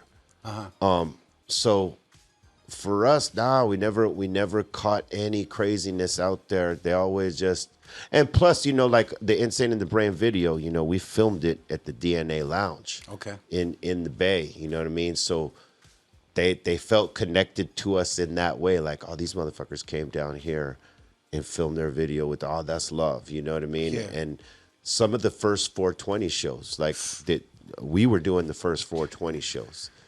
Fuck what anybody says. Straight like up. the significant ones we were Smoke doing. out. And we were doing those in the Bay first at the Fillmore. Yeah. And, you know, so we did a lot of work in the Bay in the early days to build up a relationship with the fans over there, to know that we weren't set tripping. You guys were already invested. Yeah, we weren't coast tripping, we weren't set tripping, we weren't side tripping, we weren't tripping. We were here to lay this music down that represents all of us, no matter what block you're from. That's dope. You know what I mean? Because that's what it was about. Look, you know, I was a kid that came up in a bunch of different places. I moved around LA a lot, and where I ended up banging is where I ended up banging. But I experienced LA culture everywhere because I grew up all over this motherfucker, right? So whatever I was talking about was whatever I was experiencing. And it didn't matter what block you were from. You know, if you went through that same shit, you could relate to it. And I think that's why motherfuckers from different blocks, different cultures, different sides all fucked with it without being, oh, man, this motherfucker's, he's one of them. I can't fuck with him. Yeah.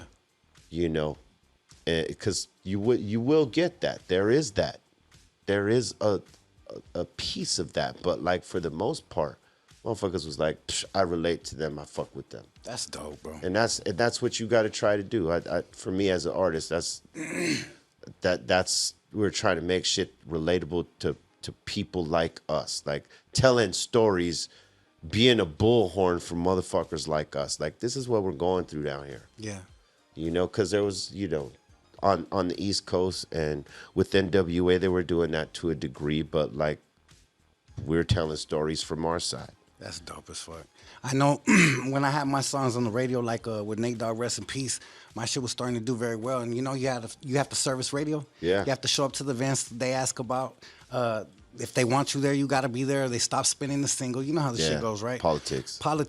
Well, I had to do a whole up north run.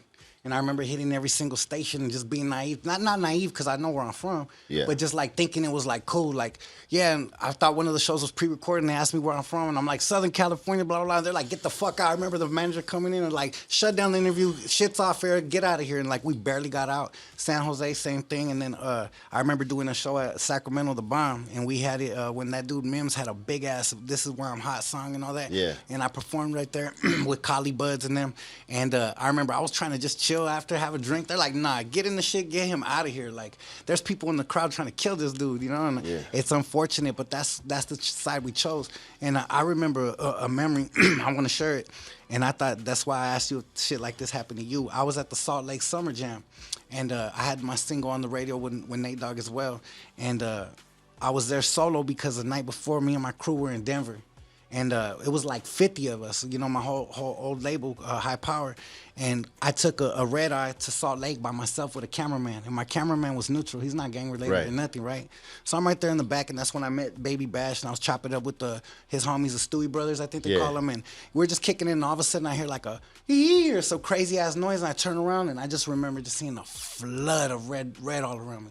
Just crazy, like deep. Yeah. And it was Gold Toes and his people. And this was way before Gold Toes is Gold Toes now. This is like Thiz Nation Gold Toes, like when he was banged out, right? Yeah, when he was banging. So he was like, "What's up, homie?" And he shook Baby Bash's hand all like a great. You could see it all in his face. He was there to set a standard, you know? Right. And I remember very clearly thinking like, "Fuck, I'm about to end up in the ER." Like straight up, homie. Like this is going down right now. Like there ain't no way I'm gonna hang with these 40 it's 40, you know? It's 40 motherfuckers, yeah. Right there, homie, and Baby Bash is a witness to it, you know? He was right there, and they started chopping it up with me like, "What's up, homie?" And I just remember, like, thinking, like, I got to hold my own, you know? And I turned to the right, and I saw a camera filming me. Yeah. And, dog, I turned into Tupac at that court, dog. I was like, "What's up, homie?" I was like, I might as well have been spitting at the camera because at that moment I knew I was under pressure. Extra. I was like, the whole world's going to see this shit. Yeah. And I didn't want to go out like that, so I started banging on the homies like, "What's up?" I remember he was, like, telling me straight up, the whole conversation was like, "We're doing this shit. We're representing for Latinos." He was actually now that I think about it, he was business-minded so much, way further than his time. He goes, "Look, dog, we all trying to get money. We're all trying to do business. We don't even go to the shows as much anymore because, you know, you guys are always there deep. We pretty much as High Power started just dominating all the lowrider shows and everything, right?" And what he was trying to get at was like, let's just shake hands and just tell your homies, like, when we run into each other, it's cool. And just me being that ego, that pride, I was like, I ain't shaking nobody's hand, you know? And I thought right there I was going to get packed out. Nothing, dog. So, you know, shout out to Gold Toes and the people for not fucking breaking my jaw, ribs, and sending me the ER, dog, because I swear I thought I was it. And then when they walked away, Baby Bash looked at me and like, he goes, "Damn, homie, you a real nigga." Like, I'll never forget that. I was like, damn, Baby Bash was like, that was some real shit. And then we went to the front, you know, like the radio station will pull you up, pick you up. And when they were picking me up, I'll never forget. Me and Baby Bash were kicking in, and that's like when the sideshow was going down, and everybody used to ghost ride the whips. Yeah. I was starting to see like 4 vans all wrapped up with the show. I was like, fuck, okay, they just didn't want to do it in the show. They're about to fuck me up out here. Same thing. It was JT and Too Deep and all them, and I remember JT from In Too Deep was like, "Hey, homie, you got a dope ass flow." And that's when I knew and I understood the love of Universal, the music, brother. It's just, it doesn't matter. Sometimes that shit, I know for a fact, me holding my own and being like a man to them saved my life. Yeah. But then maybe the music, bro. Maybe they were like, "That dude's The pretty music cool." Yeah, too. Yeah, you know, so. Because I think the motherfuckers see what you're doing and they're like, that you're not putting that forward. Yeah. You know, before the music. Yeah. Because that's the difference. Yeah. If like, you know, look, traditionally gangster rap, right? And you could put some Chicano rap into gangster rap is motherfuckers are banging on wax here and there. You know, claiming the set. And when you hear that and you're going up there doing shows, and the same thing when they're claiming shit and then, you know, coming and try to do songs down here, it's going to get met with that shit because it's not the art first. It's not like they're laying down the art. They're like, I'm planting my flag right here. This is boom. So you know who I am. And I'm coming up there towards your shit. And the motherfuckers are like, "Nah, you ain't coming over here. We're already waiting on you." Nah. Because there is that element, right? But like when I found that when you tend to leave the set out of the music and the claims stop happening, right? Motherfuckers from the other side start fucking with each other. It's true. You know, like I noticed that with Burner, right? Because he was definitely one of the ones that was like maybe concerned, will motherfuckers out here in the South, you know, feel him, right? And I said, "Look, man, you ain't never claimed no craziness, you know, like you ain't never like showed yourself as to be like in that life. And you're just making universal music, right? So motherfuckers out here fuck with you. You know, I don't think you got to worry about something like that. Like, I don't think anybody's going to approach you like, "What are you doing over here?" Because you're not representing that. You're representing your music. And I think motherfuckers recognize that on both sides. I think the powers that be in the worlds leave motherfuckers alone if they know, hey, they're not fucking with this shit. They're just doing music, right? Because I think you could see that. You know when someone's like overtly like saying, "Yeah, this is where I'm from, motherfucker." Whoa, whoa, whoa. And this is just a promotion for like I'm with the shits. You know, and I think again the powers that be know the difference. For sure. You know, and so like some shit they just let go because it's like, hey, you know what? They're just trying to hit a lick, and it's harmless. Straight up. You know. Hell yeah. When you talk about sets, I know that brings up a memory to me. Oh yeah. Motherfucker throw your neighborhood in the air. That's a motherfucking case of being a stolen song. And I hate to relate to that because I had a dude out here that stole one of my songs and went gold off of it. And, Right. and it's a song called Mandatory that was on my project that was a beat. A different song that this dude must have been really listening to my album because Right. he took one of my beats on one of the first songs of my track, and then he took another song called Mandatory where I keep repeating like Benz, brand new whip rims on the Benz. That's mandatory. Something Yeah, is yeah. mandatory. Something that's another story. Well, like a year later, some cat came out with my song called Mando with Mozzie on it, right? And he stole my beat and my hook from two different songs. I never addressed it. I don't take it to the level. I try to be a gentleman and DM the cat.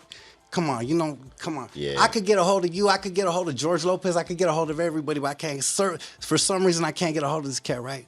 But he can have it. I don't need it because we got so much music and we're so successful anyways. There's nothing that's right. going to take away, right? But I know that you had that song, the throw your sets in there, right? Yeah. And you had that shit first. Yeah. Let's just keep it 1,000. Like sure. that's what it was. How did it feel? And not to stir nothing up, but how did it feel at that moment to see like, damn, just because this dude has movies and his shit, he really thinks he could take our shit and run with it like that. Like, what did that make you feel like? At the time, it was a surprise to us because we were in Europe, and we didn't know what was going on. We just heard one of our homies. Like I called home, and they're like, "Hey, did you give your song up to homie?" We're like, "Yeah, we gave it up last week For a movie soundtrack. Yeah, and it was throw your roll them up, light it up. Yeah. That I thought they were talking about. Okay. I said, yeah, we just gave it up last week. Roll them up, light them up. You know what? You heard it? And he's like, nah, I'm talking about the other one. Throw your set in there. We're like, nah, we didn't give him that one. That's like our single. We couldn't really give it to him. We should have given it to him. Okay. To be honest, when he asked for it, we should have given it So to him. he literally asked for that song. Yeah, he asked for that song. He loved Wow. it. And, we didn't think our label would say yes to it. So we're like, oh, man, that's our single. We can't give that up. But we should have given it to him. Mm-hmm. And then, so we're in Europe. And we call home, and homie asked me if we give him that song. I'm like, nah. He goes, well, I heard something today, and it sounded like your shit. So I was just, more than anything, I wasn't mad because I hadn't heard it. I was just like, well, shit, I got to hear it. And I didn't hear it till we got back from Europe, because music wasn't, it wasn't digital yet. It was still CDs, and I don't think it had dropped in Europe. Because it was a soundtrack, it was for a soundtrack. It was a single for the soundtrack. I don't know if it had European rights yet, but we hadn't heard it. So I had to wait till I got home to hear it. It was like, yeah, it was upsetting a little bit because, we let him hear the song and then all of a sudden there's this chorus that's similar to ours, you know what I mean? So it became a sore point amongst us. And then it all just sort of went crazy from there because, it just cut deep to others in the group that decided, hey, this dude did this, that, and the other. And then he called me about it. I hadn't heard what they said. Like, personally, I had heard they said something, but I hadn't heard what they said. Because I think they went on Power 106 and said something. And That's what kicked it off, right? And that's what kicked it off. And then, I get a call from him like, well, the homies feel like this, that, and the other happened. And this is why they're reacting this way. But, if you say that it didn't happen this way, I'll take your word for it. And, I'll chill the homies out. And then something else happened in another studio where I noticed something that was a little off. And after that sort of triggered everything because I felt like, what was being represented what was being represented to me wasn't like, the truth of the matter. It wasn't coincidence or any of that. And we all knew that, but it's the homies. So we want to sort of, just not make a big deal out of it. But, at some point we had to call it for what it was. And it was hard for me because I love the dude. That's like one of the dudes I looked at as the marker for me. Like, I got to be as good as, if not better. He was always the guy I was looking at.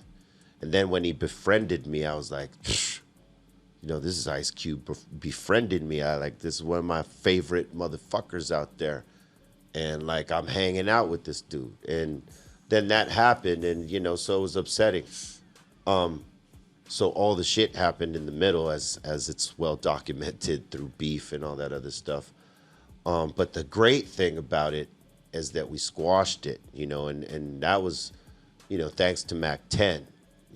I know that maybe they're not getting along right now, but me and Mac 10, we had a conversation first, and he hit me up and was like, hey, we're on both sides, we're on the same side of something over here, and we shouldn't really be beefing and this and that. And we sort of got on what our problem was in the first place, and we squashed it there. And then he said, hey, listen, would you be down to talk with Cube? I said, yeah, have him call me. And he called me, and we aired it out right there between us. No rah-rah shit, just two friends, men talking, and we ironed it out from there. And then eventually we start doing little songs here and there together. We did one with Shaq, Super Friends. Then we did the one with Warren G, Don't Let No One Bring You Down. And then we started to do shows again, and get out there and knock shit down. And we became friends again, which was cool, because I didn't think we'd ever be back in that, because a lot of crazy shit went down. Yeah. For it to flip back on its head and us to get cool. But I'm glad we are, because look, shit, we just came back from Australia from a sold out tour.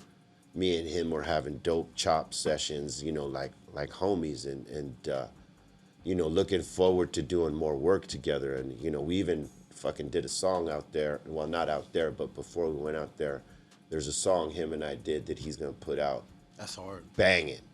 And it just goes to show, man, when we were young and wild and reckless, we could have a beef like that. But as grown men, maturing family men, entrepreneurs and artists, visionaries, that we can come to a point where we say, hey, you know what? All this shit ain't worth it.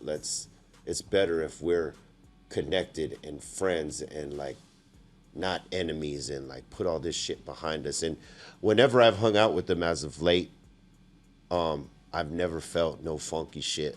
We are truly cool. It's some real shit, because you could tell when the shit's still it's not cool yet, Yeah, no, we're totally cool, man.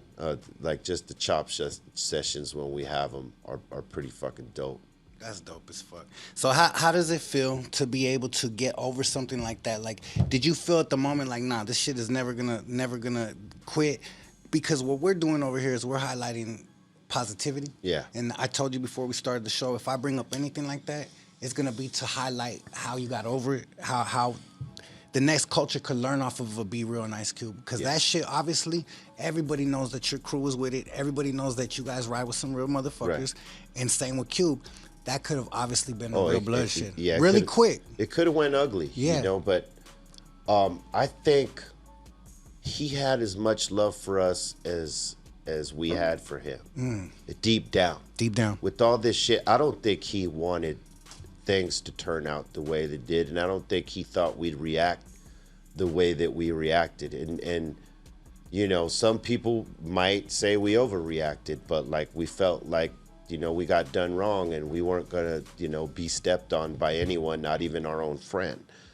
At least that's the way we looked at it. But and in the time when we were beefing, I thought we would never be friends again, because it was on some it was on some fuck you shit. You know what I mean? But deep down, I always respected the dude, and he was always the gauge. Like, I always, like, he was one of my favorites as a solo artist and as a member of NWA. You know, again, he was always the standard for me. For like, sure. I got to be as good as that. And so I always had an admiration and respect for him. And then the fact that he befriended me and showed me that, you know, he was a fan of Cypress Hill. You know, we actually inspired him in certain ways. He wouldn't have admitted back then, but like, we saw him get down with us. I mean, he's in our first video, or our second video with Kill a Man. He showed up in New York. He heard we were doing a video, and he said, fuck it, I got to go down there and represent with these guys. That's hard as fuck. And like, fuck, that's something like, I could never forget something like that. So as much as I had resentment for the flip that happened there, I also had love for him and respect, because he didn't have to come down there and do that. He could The extra. He could have just did whatever the fuck he was there to do. Whatever, okay, these guys are in town, whatever, good luck to them.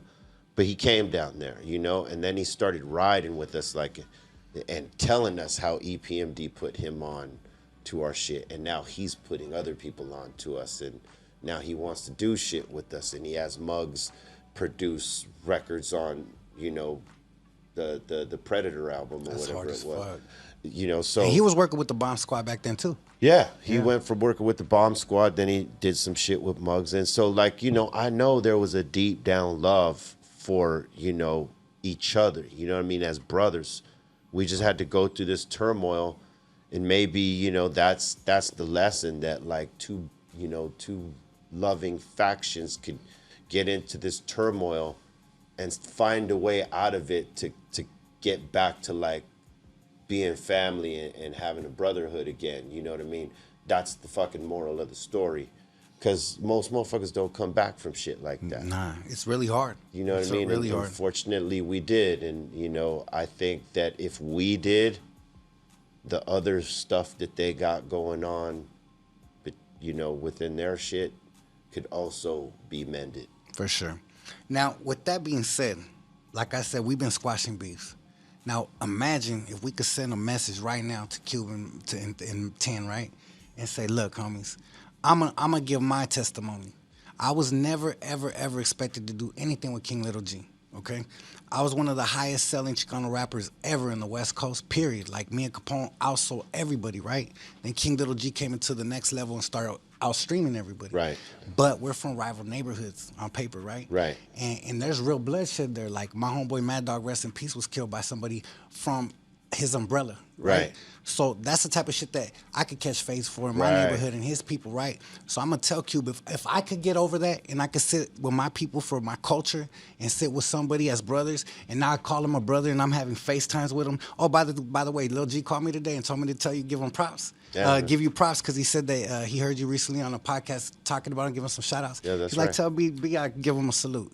But yeah, if we could do that, then come on, Mac 10 and Ice Cube. Let's get with the business. You guys are West Coast legends. Yeah. Let's put our pride to the side. I mean, Well, the bags they could get together come right on, now and would be representing for the coast. ridiculous. But more than that, representing for the coast. And We need yes, it's much bigger than that, Mm-hmm. right? It's much bigger than the bag. Of course, they could get a bag because, I mean, you know, for them to get together with WC and make it happen, I mean, that would be humongous. Yeah. But realistically, what it does is it shows, you know, these two brothers who had whatever their conflict was over, right? The ability to mend it.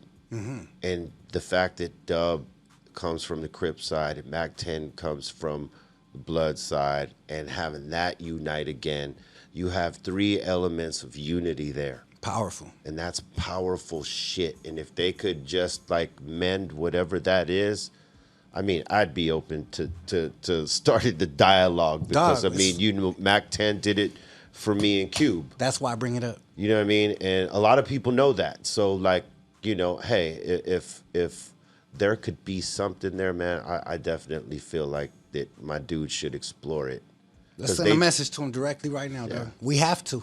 Yeah. We got to stop this shit, homie. The coast got to represent. We got Be Real in the motherfucking building. We've been squashing beefs. God is moving the show every conversation. right. So we got a message for you guys.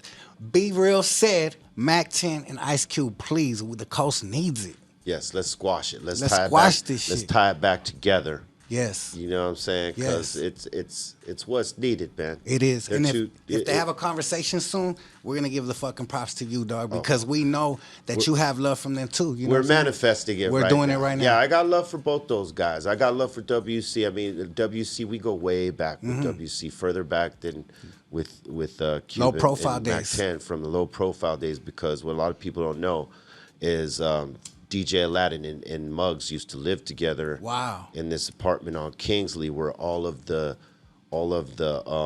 Rhyme Syndicate crew used to live, and we used to all be there. Kingsley in what city? Hollywood. Oh, okay, because I used to East- live in Kingsley and Pomona. East Hollywood. That's what's up. And you know, WC was part of low profile with DJ Aladdin. So we were young bucks riding together in this apartment doing low profile songs on one side, Cypress demos on the other side. And, you know, so we know Dub for a long time. So, you know, they're all very, you know, very good dudes, man. And I think if they can get past whatever it was, you know, and I believe that you can. If we got past our shit and you guys got past your shit, given that history, I think they could get past theirs. Yeah, for sure, 100%. And I'm gonna keep it real. We got a crib out in Marina Del Rey, and Ice Cube's literally like 3 houses from us, right? Critical. Yep. He bought the old John Claude Van Damme house. Oh, we got shit. a pimp ass house over there. You got to pull up. All right. But I might just pull up on him and knock on that door now. Shit. We might just have to tell him, hey, Q, you know you only see, I'm the only motherfucker passing by in a Benz with the windows down, banging that West Coast shit with a bald head in that neighborhood. Stop fronting, fool. But yeah, that's how we do it. We're gonna manifest that, and we're gonna make sure that that message gets out, because That's we have right. a platform and it's powerful, and you just never know who's gonna hear You this. want to know what's crazy? What's man? that, big dog? That you bring this up, Yeah. right? Because I was just at my, you know, like we did a 1-year anniversary to our dispensary over at by LAX, right? Yeah. And a couple of my homies came up from my hood days, like one of my OGs and one of my peers that were in my circle, right? And they were talking to me about that Cube and Mac 10 thing, like, hey man, you got to talk to them. Wow. I'm like, okay, I get it. And they're like, nah, you got to talk to them. You got to bring them together and you know, like, try to get them to squash their shit for the same reasons you spoke of, because of the power in that and what that says. And like, you're the second person to tell me that shit. So like, now I feel it's my duty. Like it's gonna happen. I gotta talk to homies. It's gonna happen. And make it crack. Hell yeah. The pressure is on, B. All right. And we I got you. this. I'm right here. Hell yeah, that's love, dog. You know what? We might have a victory for the coast coming soon. Hey, we all could put our egos to the side. We all got families to feed. I've been saying that. What was the saying that we came up with recently? More love, less hate, more unity, right? That's right. That's what we need, brother. At the end of the day, love is universal. And like I've been saying many times, like, destroying something is much easier than building. True that. And you could go into a job and demo some shit in a couple hours that they took years to build. Yeah. And when you put so much love and passion into building, it takes hate to destroy. It takes love and passion to build. That always lasts longer, and it always feels better in the long run. Hell right? yeah, it feels better in the long run, Yeah. and it's infectious. So on behalf of my homeboy, rest in peace, DJ Crazy Tunes, we're gonna go ahead and put that together. The last time I was in the dressing room with Ice Cube, he was looking at me like, who the fuck is this essay on my dressing room? And DJ Crazy Tunes was chopping on with me, showing a gang of love. And I know Dub C, he's been to my crib a couple times and shit. And we've had long conversations, so I could tell Q was just taken aback, like, who the fuck is this dude in my dressing room? I was in there with Crazy Bone, so it's crazy, man. Life is a trip. Man, before we get up out of here, I want to ask you a couple questions. Yeah. If you had advice to an up-and-comer, to a young Be Real that's in the streets with his homies banged out, and he doesn't know where he wants to go in life, he doesn't know which direction he wants to take, what would you tell that youngster right now? Know that there is another direction and be willing to take it. Just like you sacrifice yourself to be on that street for that neighborhood, for the homie next to you, for that block.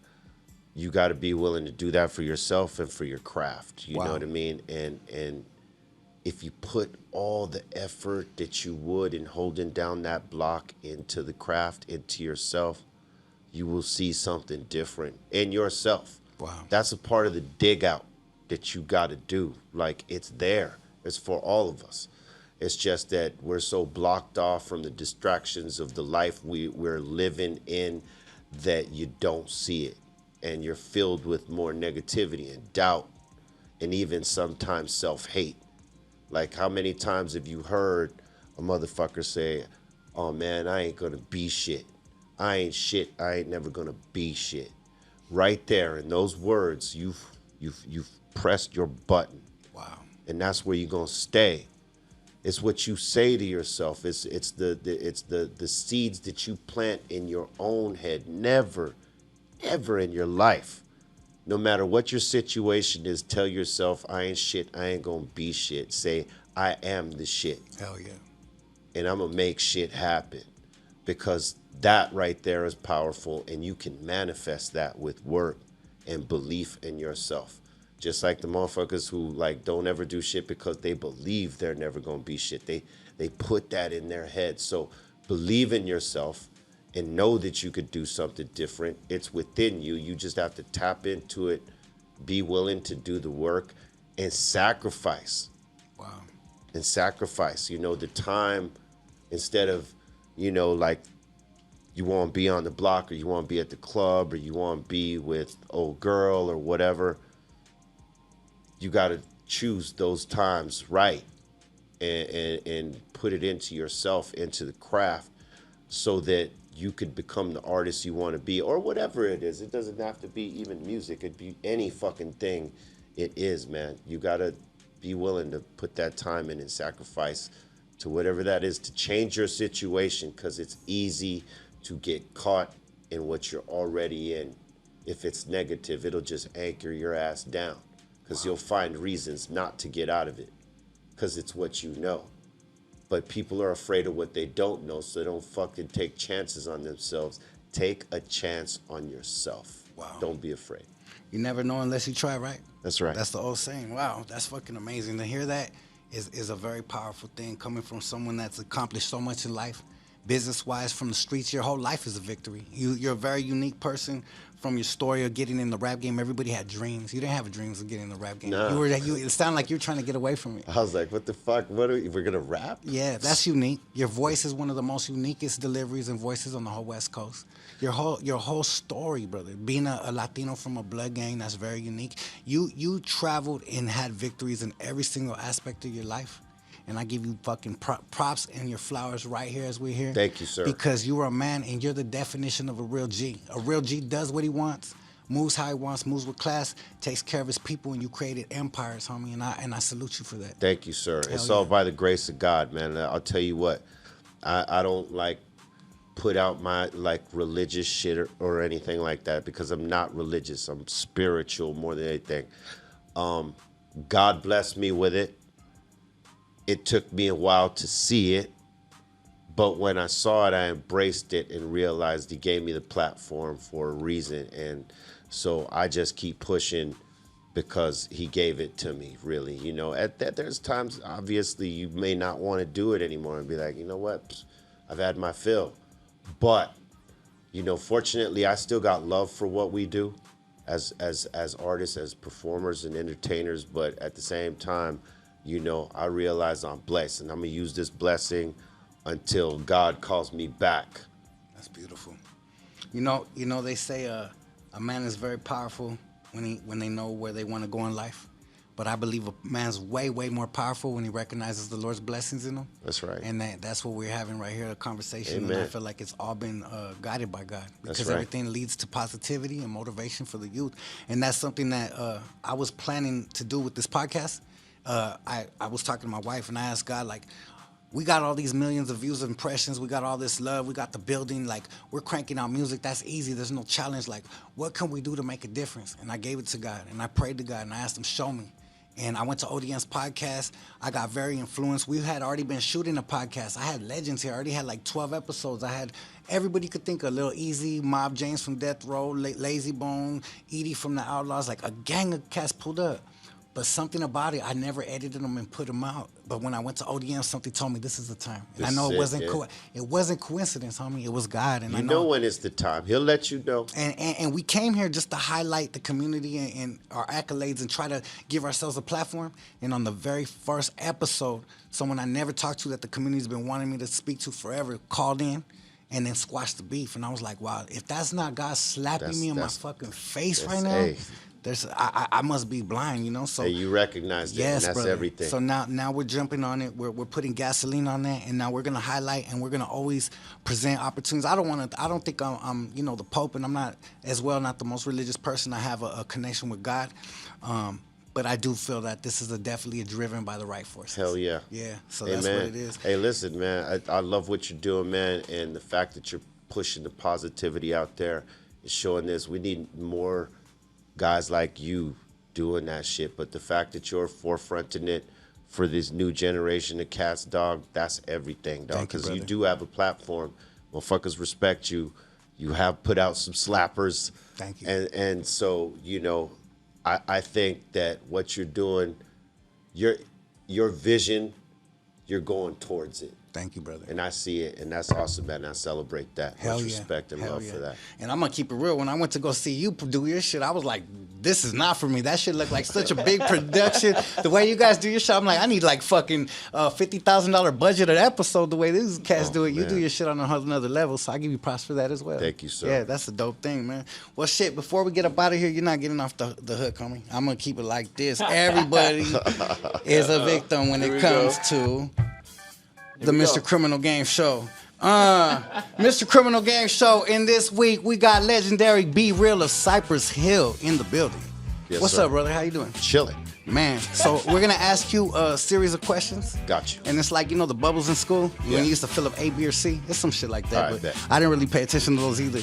So if you had one to represent for the culture, obviously you're Latino as well, and you could erase one out of the culture, and you could keep one. This might be controversial, but fuck it. Would you get rid of Chavez or De La Hoya? Oh, man. That's a nasty one, huh? I'm ruthless for that one. Oh, man. That's where God didn't nasty. lead this conversation. Man, either way you answer, you're kind of fucked. but Yeah. You don't have to. I guess you would have to. I guess you would have to get rid of De La Hoya. Damn. De La Hoya, you're out of here. And I love Oscar, but you know, No more Golden Boy. we're talking about Julio. Yeah, we're talking about a legend. We're talking about a Mexican legend that set the bar. Now, if it came to your choice of Biggie or Tupac Shakur, which one would it be? As friends go, it would be Pac. Okay, As rappers go, I tend to lean on Biggie a little bit. that's fair. That's fair as hell. Sega Nintendo or Super Genesis? Wow. You said that all backwards. Hey, I have been smoking too much weed in this motherfucker with Be Real. Sega Genesis. He's like, what are you talking about? None of Sega them. Genesis. Sega Genesis Yeah. or the Super Nintendo, my bad. Oh wait, no, Super Nintendo. Yeah, that's the one you fuck with? Nah, you know what? Sega Genesis. Sega Genesis was my shit too. Mortal Kombat or Street Fighter? Street Fighter. Street Fighter. Who did you pick? Who was your favorite? I could rock with all of them. Damn. Like, like there was a time I was gaming like a motherfucker, so I made sure I was proficient with every goddamn character. I see.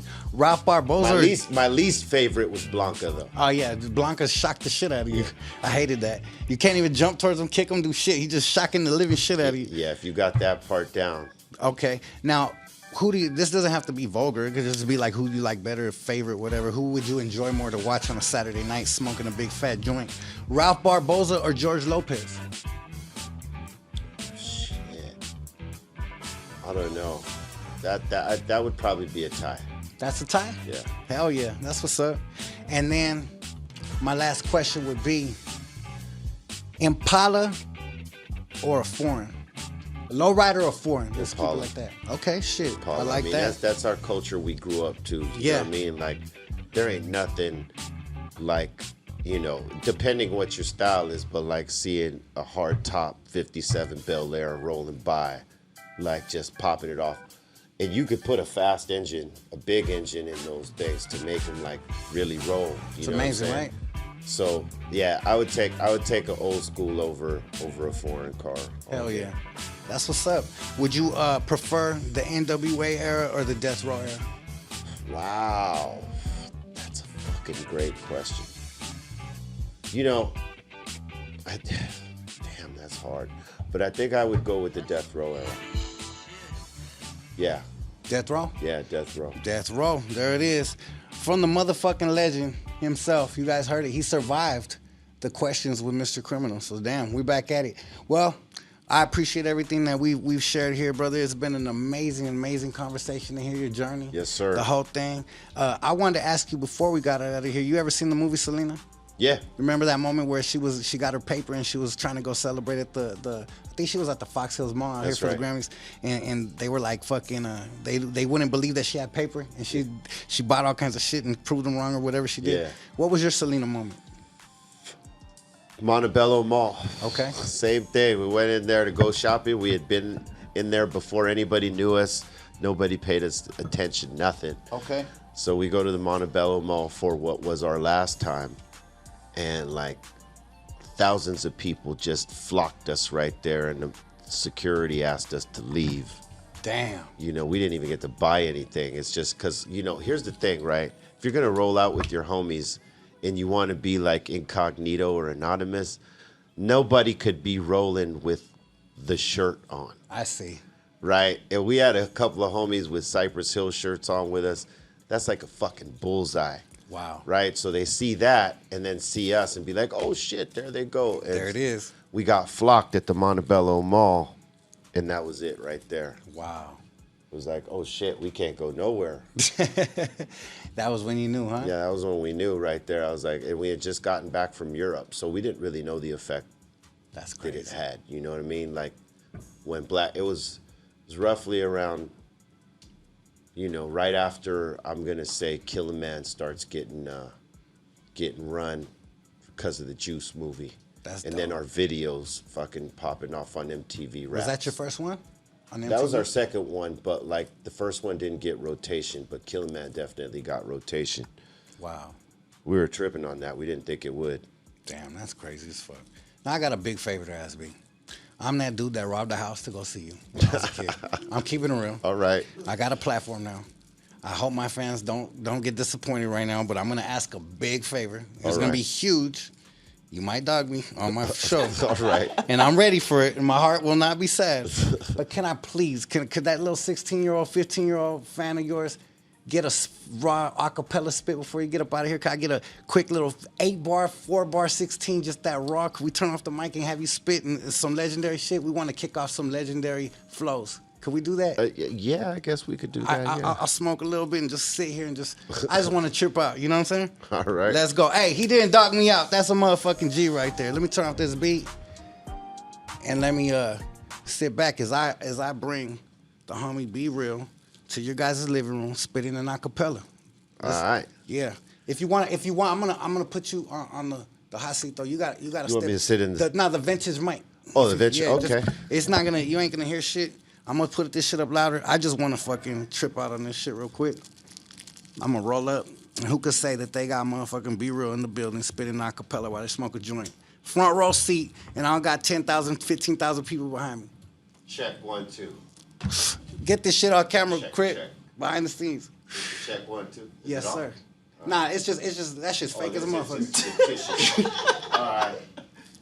All right. Check it. This ain't no subliminal. I'm in Riverside, kicking it with Criminal, smoking a fat joint, insane brand. Cause I could just kill a man with this shit in my hand. I know it's fantastic, but we could get dramatic and do it all night like a bad habit. It's that crazy insane to the brain, never spoken anything, boof, never in vain. That's right. If I had a beat, I'll spit a proper one for you. Nah, I appreciate you. Hey, that's love, doggy. That's more than enough for us, doggy. We appreciate you. I fucking just had a dream come true. I had the homie spit fucking right here. I had to literally almost get my ribs broken and almost die and like fucking get my lungs collapsed to see you front row before. So it was pretty dope to be relaxed and kicking it in air conditioning. Next time I come back, I'm gonna get you a proper freestyle list. That's dope, Hobie. I appreciate it. Next time we're gonna step it up because honestly, I wasn't even playing. And right before he pulled up, I saw the mic. I was grabbing my shit. I go, "Hey, wouldn't that be dope if we put out like a legendary thing and have the homie spit some shit?" So next time we'll have it set up proper. Yeah, for you. yeah. Well, yeah. Before we get up out of here, I want to say a quick prayer. I respect everybody's beliefs, but I always like to end it with good positivity and a nice prayer for my people. So, Father God, we come to you tonight to thank you for all the blessings that you keep on doing for us. All the doors you continue to open for our movement and the opportunities you keep on bringing. Thank you for our brother Be Real for being able to clear his very busy schedule and pull up on us and show this true, organic, and genuine love. We ask you to bless him, his movement, his people, his family. Every single person that subscribes and taps in and watching this, we send good energy, positivity, and blessings to everybody this week. In Father God's name, amen. Amen. That's right. That's how we do it, brother. That's how So we thank do you, brother. You got anything else you want to let them know before you get up out of here? Stay with love. Love is the key. That's how you do it. And before I get up out of here, I want to give a shout out to our sponsors of the week. It is Illegal Image Clothing. You could check them out on Instagram, Illegal Image Clothing. And then we got our brother and the one that's putting it down, punching back in LA County and all over Southern California. His name is Attorney Rosenberg. You guys could check him out at Attorney Rosenberg. And then if you guys want to get some training, some fitness, some nutrition, get your mind right, get your body right, get right for summer, tap in with my boy JB Fitness. That's JB_Fitness on Instagram. And we also got the homies at Rap Kings. That's right, Rap Kings_LV. If you guys want to get your walls, businesses wrapped, vehicles, they do it all. So make sure you guys let them know that Mr. Criminal sent you. And last but not least, we got Tradecraft Farms. That's right, the homie Daniel Rodriguez of the UFC pulled up this week and tapped in with a bag of that Tradecraft, and we've been in touch. So I want to give a shout out to all our sponsors. Make sure you guys give them a follow. Make sure you guys show some love and support. And we out. Mr. Criminal 2023, the livest podcast on the West Coast. And I'm going to say it like that. Mr. Criminal on air live. Shout out to our brother Be Real. And we're going to keep on smoking while we set this shit off. Much love and respect to everybody out there.